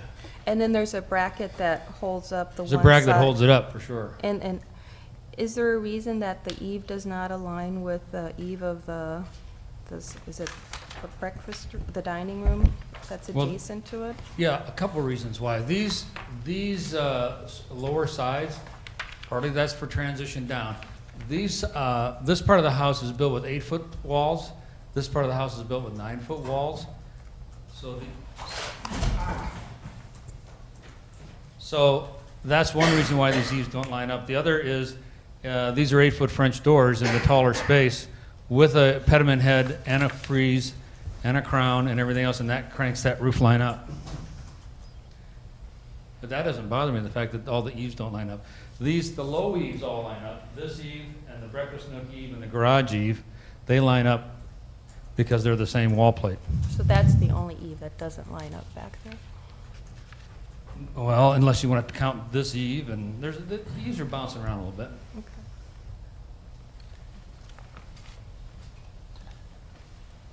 And the dormers on either side, you prefer the low slope roof? I do. Okay. On that little roof that we're talking about, on the west elevation, as it comes around the corner there, and you see it again on the south elevation, does it just chop right off? No, you've got me there. I It think just you've got. chops right off. No, it should wrap. Hold on. It doesn't wrap, but. No, it's supposed to. Or it should die short of that and die in the wall, Let me right? find myself here. So I gotta go now, I gotta go to the north. South. You're right, it should wrap. It should wrap around a little bit. It should wrap. And then explain to me the little half-round window that's buggered up to the chimney. What's all That about? is for my client's meditation corner. Okay. That Does is, it have to be a half-round? Seems an odd duck to the rest of the Well, design. it was requested.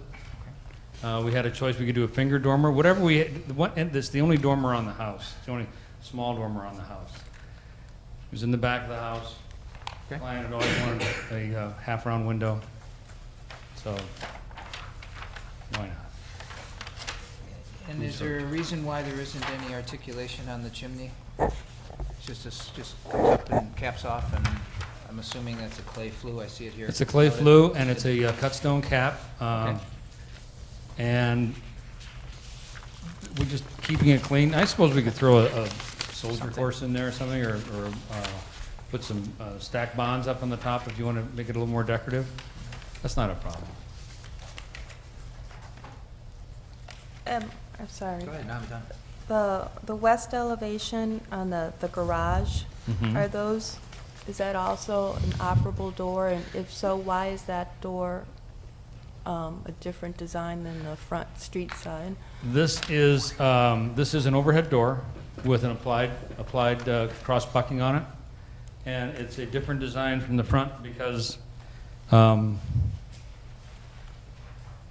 was on the first design and it was asked to be repeated. So I didn't like the cross bucks on the front of the house. It's not consistent with the other two overhead doors. You think it should be? Okay. No Okay. problem.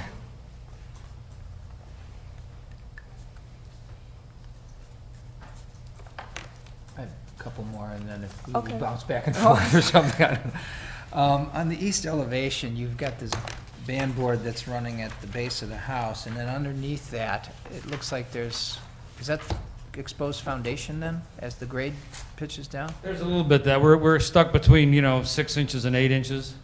So, but it's all landscaped out, on this band board, yeah. It's, And then that occurs again on the west elevation where the dining room projects out, that looks like it, again, picks up Yeah, about that- 18 inches or well, more of this is, it foundation there. depends on where you look at the grade at the building. This is the grade. Okay. You're talking about, here the grades are walking up with the building. So across the That back. can be shielded with landscaping, or Yeah. you could pitch the grade to level that out a little bit, I mean, I'm Right, looking- this isn't too accurate because this grade line is at the building, this part of the grade line is out at the breakfast area, this grade line is back at the building. So on a flat drawing, it does look like there's some foundation exposed there. There will be some foundation exposed. If it gets beyond a foot, we put a vertical board and drop the band board down and the cap down with it.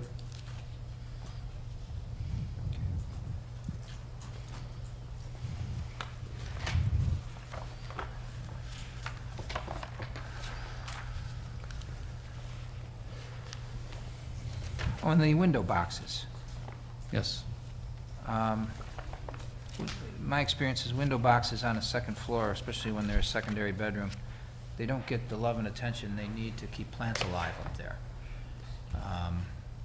Are you in love with the window boxes? Because they also look like it's, the one in front of where the porch is looks snuggled up awfully tight, and then obviously the one to the right of that is got some wall plane underneath it, but my experience with those is they're either not planted or they're planted with a lot of dead plants, and is there... Well, once again, the maintenance of the window boxes, I can't speak for. But I do like the window boxes, and I do like them with the double hung window. Which I can use. Every time you put a window box on a casement window, all you do is chop your plants off every time you water. So in this case, I think they can be maintained, and I think they will be. We have a lot of love and attention in our house. Okay. We take very good care of our plants. Okay. So there's a lot of love and attention that will be brought to it. We'd like to keep the window boxes. Could you tell me what the material is of the gable vents? Gable vents are made out of, they're custom built out of cedar. They're functional vents. They're functional? Oh, yeah.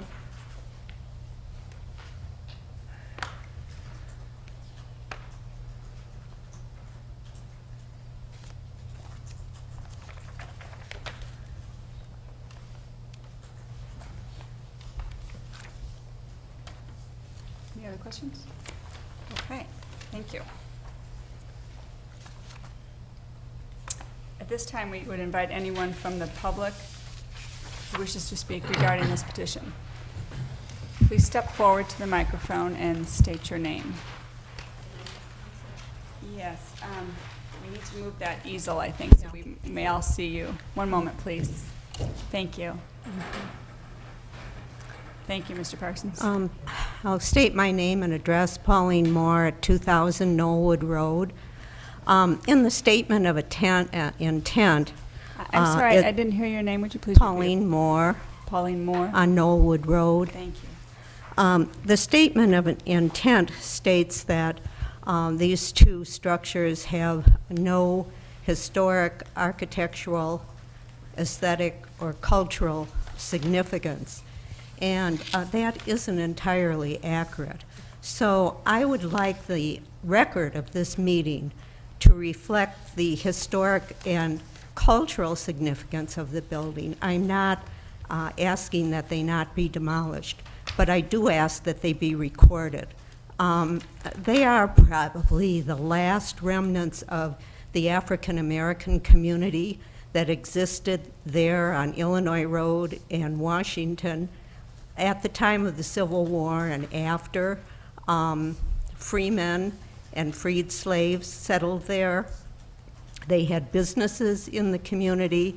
By 1890, Mrs. Matthews had an ice cream shop on Western Avenue. There was a church and participation within Lake Forest. It's always been interesting to me that the second policeman hired in Lake Forest was an African-American. So if this just could go into the record before they're gone, and I ask this for future researchers.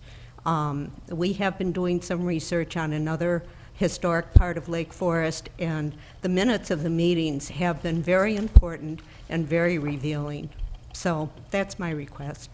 Thank you, Ms. Moore. Ms. Moore, can you tell us if that held true, that statement, for both structures? I beg your pardon? Was that true for both those structures? Yes. Both those, okay. And actually, what's being proposed is more compatible with the neighborhood at this time. But, you know, there were many more of those cabins or cottages, you know, in the 1800s. Thank you for the insight. Thank you.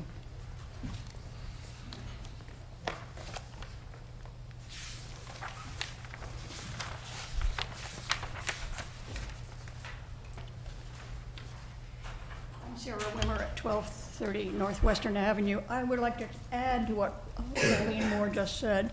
I've lived here since the 70s, and when I moved here, that was still a black community. My children knew some of the people who lived there, and socially and in the schools. So it's not long ago history, it's quite recent as well. They have all dispersed now, I believe, but I remember some of the houses that were black residents in my lifetime. Great. Thank you so much.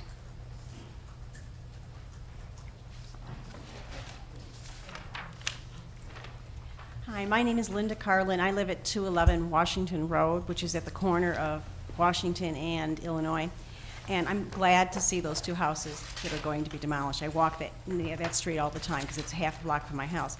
My concern is the width of that house going on that property and the fact that it is so close to the street. I know those two small houses, I mean, you feel like they are right on top of the sidewalk. But this is going back 40 feet, but it's not far enough back. The house to the north is quite a bit further back, and it has a nice driveway leading up to it. It doesn't give the appearance that it's way in the back of the yard. This house that's going to be slated to go into these two lots is going to appear that it is right on the sidewalk. And that's my concern, that it's just too wide and too close to the street. The fact that there are trees, but the landscape architect said that there are not, you know, of any value of trees. But I noticed just walking it yesterday, there are trees between those two houses. And I am disappointed in the landscape that is going to be sheltering, you know, off to the side and to the north, because the people to the north have the arborvitaes, and it does shelter from the people next to them, their driveway, because they have a straight driveway that goes into the side. And where I live, I have a lot of evergreens in the front of my house, but the back of my house, because mine faces Illinois, and I see my neighbor, because I don't have the evergreens to shelter the house from the person next to me. Okay. Thank you, Ms. Carlin. Is there anyone else that would wish to comment? Thank you. Would the petitioner like to rebut or make any comments regarding those?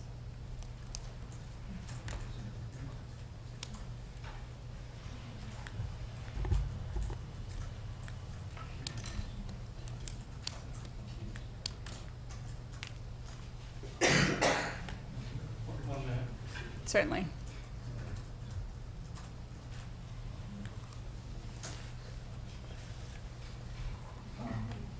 At this time, I think that concludes our presentation. I did not mean to insult anyone's heritage. The earliest building permits we could find was 1924. We did look for the building permit on those houses, and the little red one, the furthest back we could go was 1924. So, okay, sorry. Thank you, Mr. Parsons. Are there any final questions from the board to the petitioner or staff? One question, this property to the south, the question to the staff, this lot to the south is a flag lot and there's a lot in front of it. Is that a buildable lot?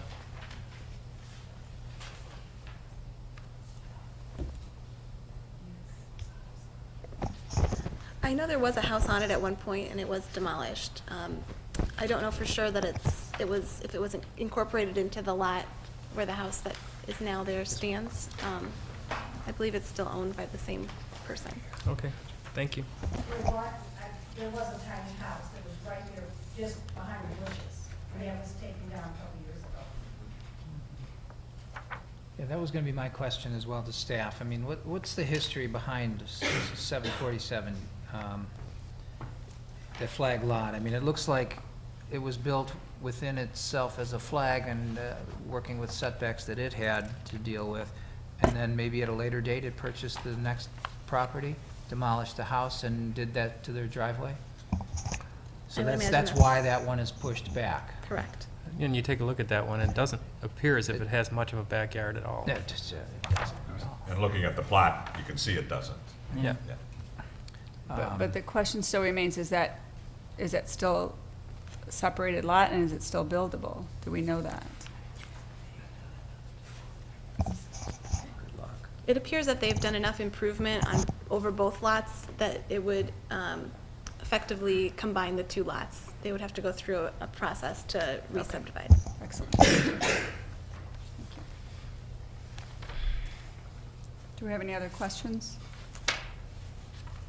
Then we will take it to final discussion with the board. I feel that the petitioner has done a lot, looking at the lots and looking at the plot. The lot to the north is a third larger, so therefore he can go back quite a bit. The lot to the south, we just discussed, was a flag lot, and he apparently has ended up with the whole thing. He has literally no back space. The clients want some backyard for their children to play in, and that makes sense.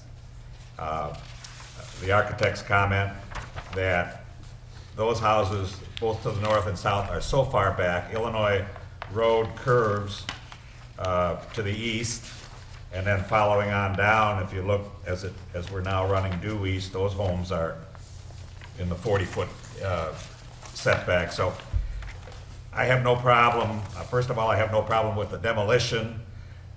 No matter what they were, they are now just in terrible shape and not worth restoring. They should be gone.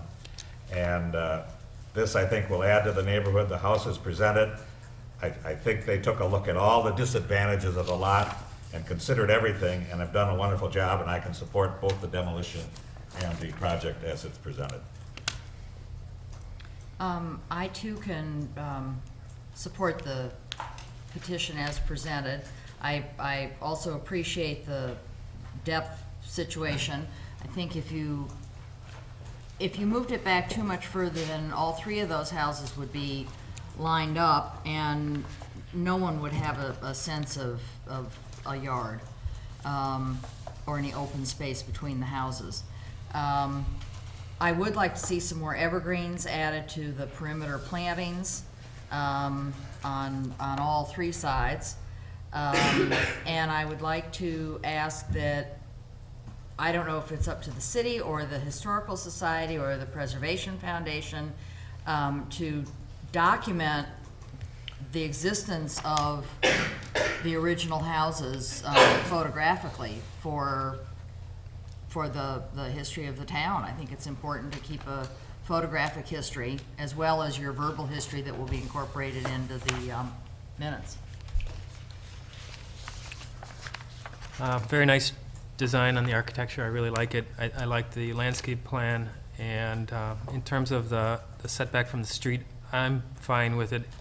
You're 45 foot to the closest part of the house, and that's still 20 feet from the street. So, if you could move it back a little bit, that would be fine, but I think it's fine as it is. Yeah, I see a lot of challenge in this, and, I can appreciate the history. I just, I'm not sure that I'm as enamored with the solution as some of my fellow board members. I appreciate the fact you've got kids and you want a backyard that's as big as it can be for them, and I think I can be in favor of the distance off the street. given the challenges of these other houses that have been pushed back for reasons that, nobody knows, but, I realize I don't see that the trees or the existing houses are worth saving, so I'm in favor of the demolition. I just think that a better solution, and I'm not here to offer up necessarily my design ideas, but I think a better solution to this as I drive down Illinois is to not see the garage doors, that 18-foot garage door, as visible as it would be in the orientation that this house has. I would be in favor of flipping the house and using the tall arborvitae that the neighbor has screening his driveway. And I think that's a better solution for the views off that bedroom. I don't subscribe to the same attitude of southern exposure being, something that guides a design. I'm more concerned of, how the building looks to the street. And I think there's enough going on with this design that, I heard the architect say, well, that's not perfect, and this isn't perfect, and I don't see it as something that is not capable of coming closer to a better design by aligning these things. They're off by a foot or a foot and a half. This expensive metal, I don't know if it's copper, it looks like standing seam metal roof. It's got such a low pitch and such a heavy overhang, that's just gonna appear flat from anybody's perspective unless you're standing on a building looking down. And I can't put my arms around a design that has the center with this strong dual gable concept, the shingle, tall 12 pitch shingles center with shallow hip roofs with heavy overhangs. And I think there's some design treatments of the chimney. I think the gutter thing is odd, and I'm not enamored with the design. I would like to see it come back again with some alterations that maybe address some of, the architect's own admission that things aren't quite perfect, things don't line up quite perfect. Well, I know they can be, a door that's centered on a room, that's off-centered on a strong gable elevation. To me, and my calling here is to suggest that the center on the elevation is something that I would strive for, and put a piece of furniture in if that helps offset the room a little bit. So I'm not in favor of this as I see it, but I think it's close enough. I think a 1'11" overhang is excessive, and adds to the mass of the house, especially at the ground level where you're looking up at it. I don't think it tries to be restrained in that part of the design, but I do like the fact that there are smaller elements projecting out from the main body of the house. I just wish there was a more consistent language taking place. I'm in support of the demolition. I think those two houses are not, we're not going to be able to save them at this point. However, I agree with John. I'm not in favor of this petition, and I just think that where this house is being sited on the lot, I understand that many of the houses along that stretch are much closer than the neighboring properties, but the fact is you have two neighboring properties that are set back much further than that. And I just think with this type of design, with how wide it is, and one of the close residents noted that, the width of that house, with this facade, which I'm just not fond of, again, I've been uneasy with that, the design elements of this facade. I really don't think that, I don't think this would be appealing to that neighborhood, and I'm not in favor of it.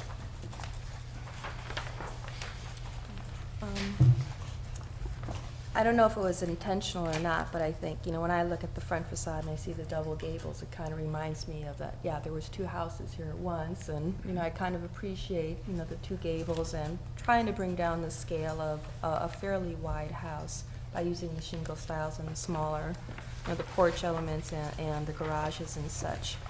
And I do think architecturally, I think the house is close to, being a consistent design, but I think that there is some work that has to be done. The window proportions to the door buttons, a number of the things that John brought up, the side dormers and such. It's not far off, but I definitely think it needs some improvement. The biggest concern I have is the placement of the house on the street. I just do feel that it's going to be too close to the street as you're, walking by it, driving by it in any fashion. So I am struggling with that. I wish it could be back at least another 10 foot or flipped or something like that. So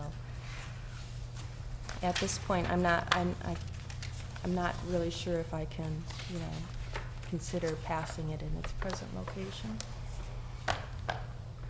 Okay, I think we all agree that the existing structures have outlived their usefulness, and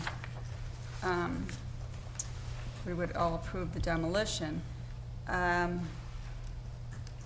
hear a lot of resistance toward approval and on the structure, the replacement structure as is. I think that typically I'm very strong, I have very strong feelings about the siding and the streetscape, and I think in this case, the neighbors, their front yards have a lot of driveway, and so I don't feel like it's necessarily too close to the street. And I appreciate wanting a backyard and letting someone have a backyard. You push it back 10 feet and makes everyone happy maybe on a streetscape, you take away a lot of usefulness of your property. You've divided your yard significantly. So on that particular issue, I'm okay with where it's sited. So to me, I think it is an okay use, it is a good use of the land. I respect the petitioner and the architect we threw a lot of questions, and I thought that they had a lot of thoughtful consideration and significant reasons and answers for, everything, the way things were done or cited or whatever. That being said, it sounds like there's resistance amongst the board to pass it as is. Maybe I could just go through some of the notes I had, and we could agree maybe if we want to continue it based on some things that possibly need to be refined. I know that things that seemingly sound like they would be mandatory would be narrowing the driveway. Number 2, making sure clearly that the drainage, that catching all the water was on site. We talked about changing the upper windows to the 8 lights. I think that was something that, French doors. The windows and the French doors. right. Okay. Then some other items for consideration would then be the centering the porch of the column line of the gable, possibly putting a soldier course or something on the chimney, perimeter plantings, and then obviously the placement within the lot itself. Maybe another mandatory item obviously would be the recommendation that Maddie had to document the existing houses photographically. That's kind of the stuff I was hearing and noted. So does anyone take exception to those items? No, but Or to the general direction? I don't have a problem with the minor changes to the home. I have a real problem with requiring the further setback.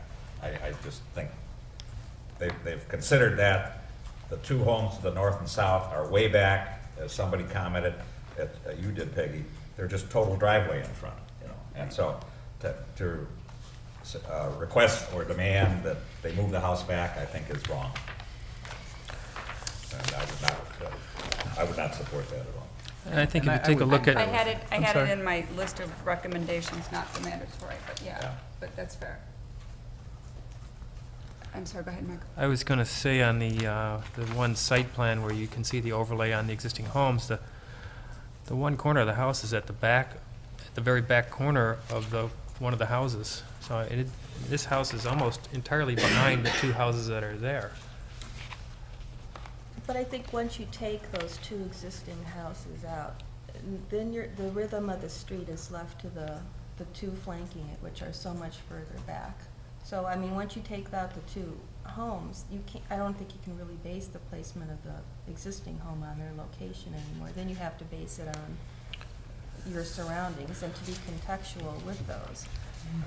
But then as you move down the street one more house, now you're back to houses that are right there on top of Illinois, The house to the north. to the south. Yeah.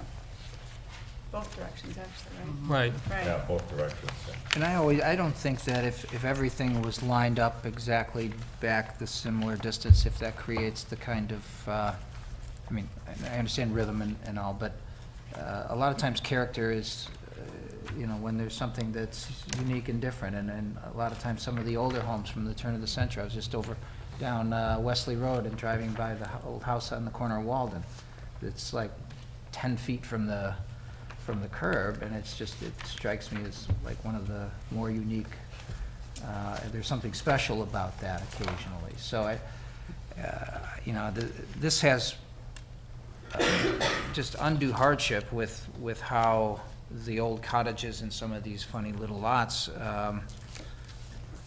have existed over the many, many decades. And then the newer lots, obviously, people want to get off the street a little bit, but it's unique. And in that case, I'm kind of trying to view it as something special and trying to, embrace the odd duck here. But my concern is more the aesthetics and the few hiccups that exist in alignment of windows and a language of detail and forms that, as I drive down and see this exposed like I am, I'd like to see it as good as it can be, which is why I'd suggest we just see it again. It's close, and I don't think just putting a soldier course on the chimney is the answer. I think, make it a little more slender. It seems excessively massive, and it's more tall than it needs to be.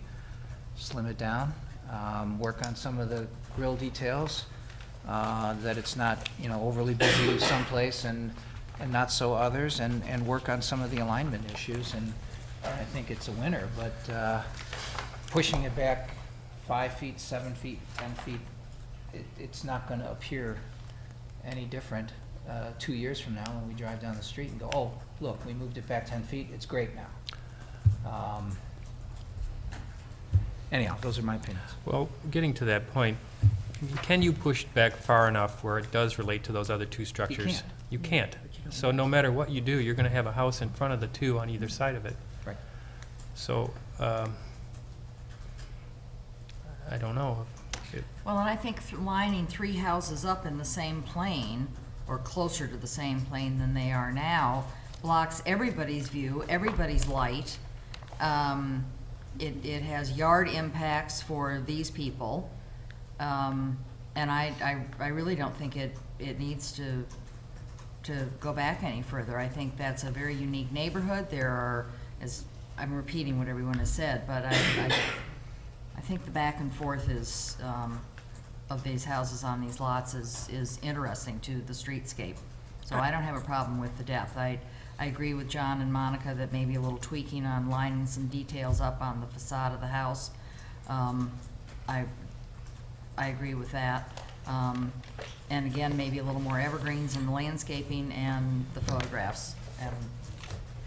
Okay. But maybe it needs to go into committee. Well, it seems like maybe the citing, we've come around to agreeing that we don't have I still an issue. firmly disagree. Okay. I think it should be Okay. moved back as far as possible. Obviously, it's not going to be get close to the, right next to the other ones, but you've got 70 feet right now between that and the back line. I think you can move that back 20 feet, and I think it would look a lot better, especially the massing of this house right on top of the street. It just doesn't look good. I don't think it's going to look good even with these tweaks. So I'm still firmly in the camp that it needs to be moved back.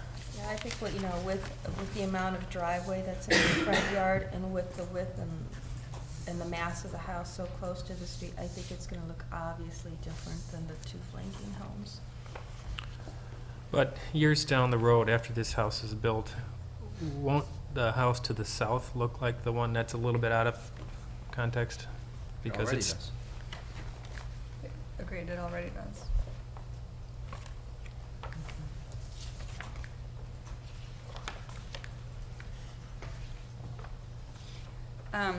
Okay, clearly we have varied opinions on the siting. Maybe we should, at this point, talk about continuing the petition to consider all the other aspects, all the other refinements that we had talked about. And I believe that the petitioner, at least the architect, had agreed to consideration of most of those items. And then maybe as those refinements come about, a consideration could be the siting also. I mean, because we are not gonna, you know, that's always gonna be an item.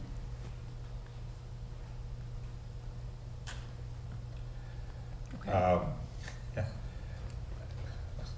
Well, I guess that would be fine. That would bring it around and we have a vote and then the majority would win. And if the Right. two that are against the siting would lose. And I would be comfortable with that. The siting, I don't see that they should be forced to put it back, looking at the lot and the lot to the north and the lot to the south. Well, I think that's fair, and I don't Yeah. think we're trying to force anyone to do that. But if we're going to continue a petition and we have a list of items for them to consider. That's correct. It's only fair to leave that open for consideration. But don't you think they've already considered that quite a bit? I do, and I said that earlier, that I thought that they had a lot of substantive answers to, and gave a lot of consideration to a lot of things. So I do believe they've considered it. But like I said, I think it can still be an open item on a list if we're going to continue the petition. so That's all. the question is there enough to continue it, or is it simple enough, or to a point where you could just give it to a subcommittee and have it work through the process that way?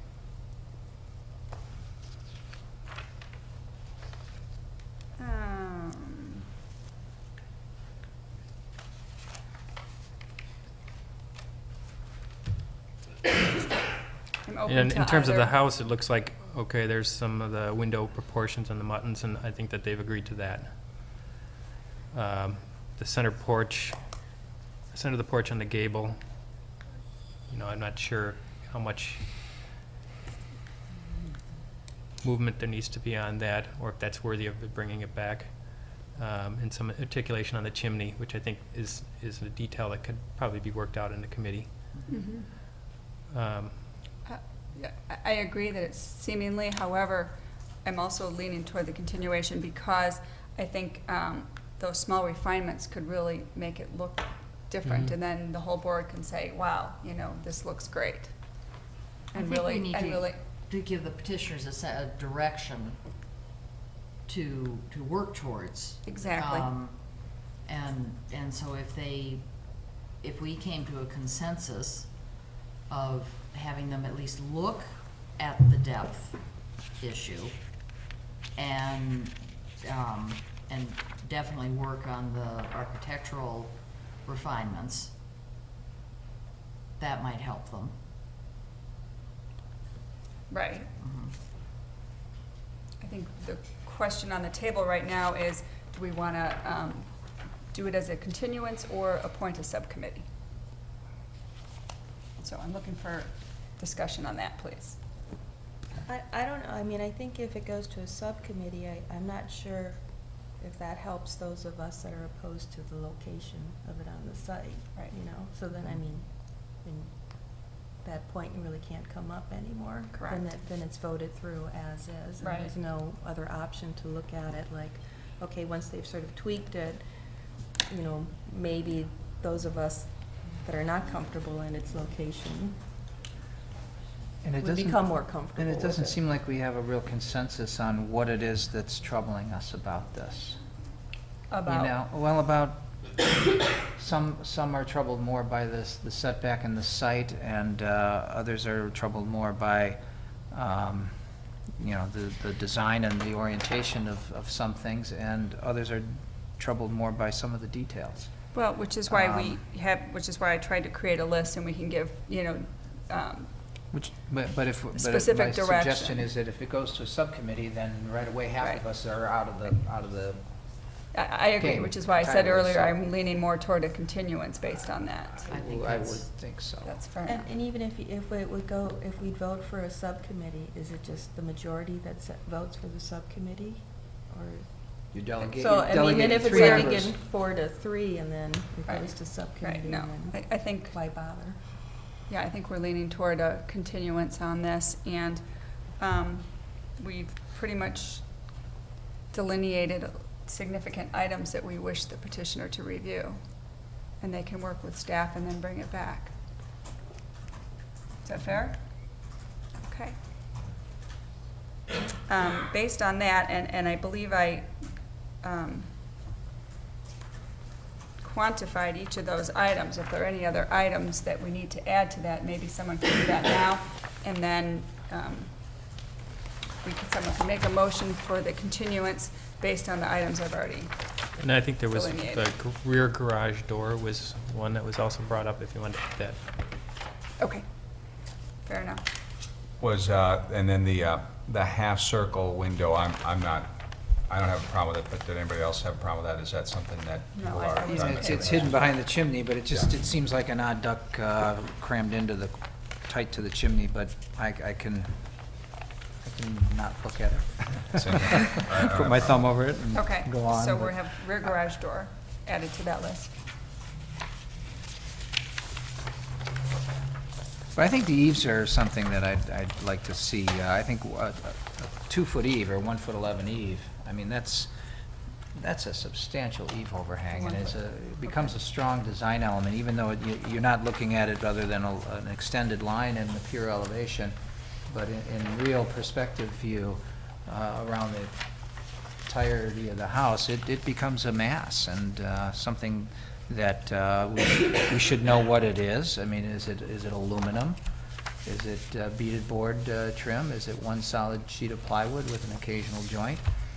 It becomes a feature and a strong feature. So either reduce it or make it so bloody special that we're enamored by it. But I think that's something I would like to see more Okay, so we'll, addressed, I guess. okay, the eaves then?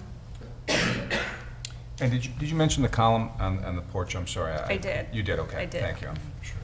I'd like to also, since we've got time, I'd like to see a color sample for the siding, a piece of actual siding with Right, the actual yeah. stain. Because beige can get awfully beigey if Yeah, we're not careful. It can go pink, it can go yellow, it can Yep. do a lot of stuff.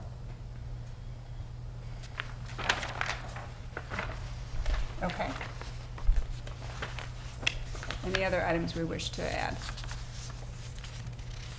Okay. That being said, and all items already being listed, would someone care to make a motion? It's a complicated motion. You I'm don't not have to, gonna you don't have attempt to it. relist the items, that's why I did it I'm not already. gonna attempt it. I'll attempt it.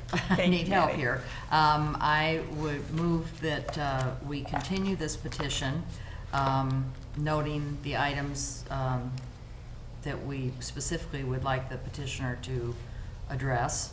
And I think that's all we really need, isn't it? Yeah, okay, I'll second it. thank you. All in favor? Aye. Aye. Opposed? None. Okay.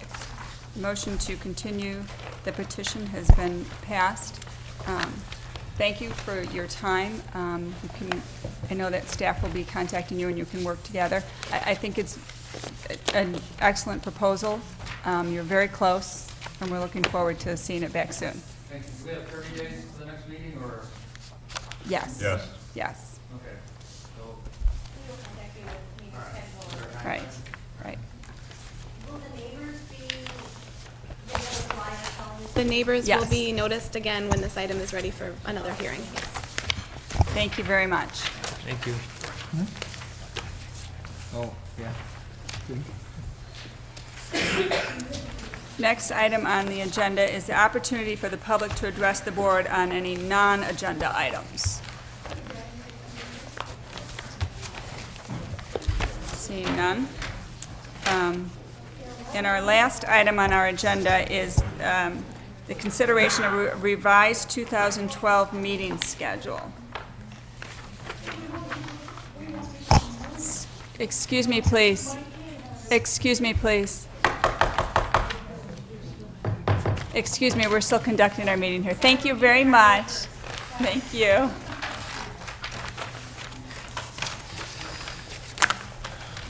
Do you want a motion to adopt the, Yeah, we have a revised meeting schedule because we had previously approved a change for our August meeting. However, I'm told by Kathy that Lake Forest Day will be moved instead of us.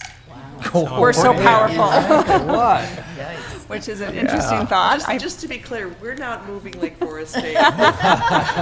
We were informed that it was moved, so we don't want. We are not.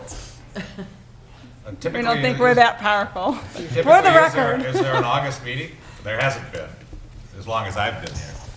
We do have an August meeting scheduled. You have it and, scheduled and it gets canceled. If there are no items, just like any other month, Yeah. if there are no items, we will cancel it, but I would The count on last having 6 a years it meeting. has been, so. Right, right. I think given the erratic nature of the petitions, we thought, let's go ahead and schedule it.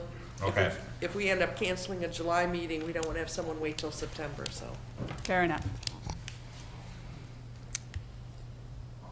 Okay, and that was only changed to the schedule, and is that correct? Okay, because we had already moved the July date. Or was that it? Was that a move? Right, okay. Okay. well, I'll make a motion that we adopt the revised schedule. Second. All in favor? Aye. Aye. Opposed? None. Thank you. Okay, this schedule has been adopted for our 2012 meeting dates.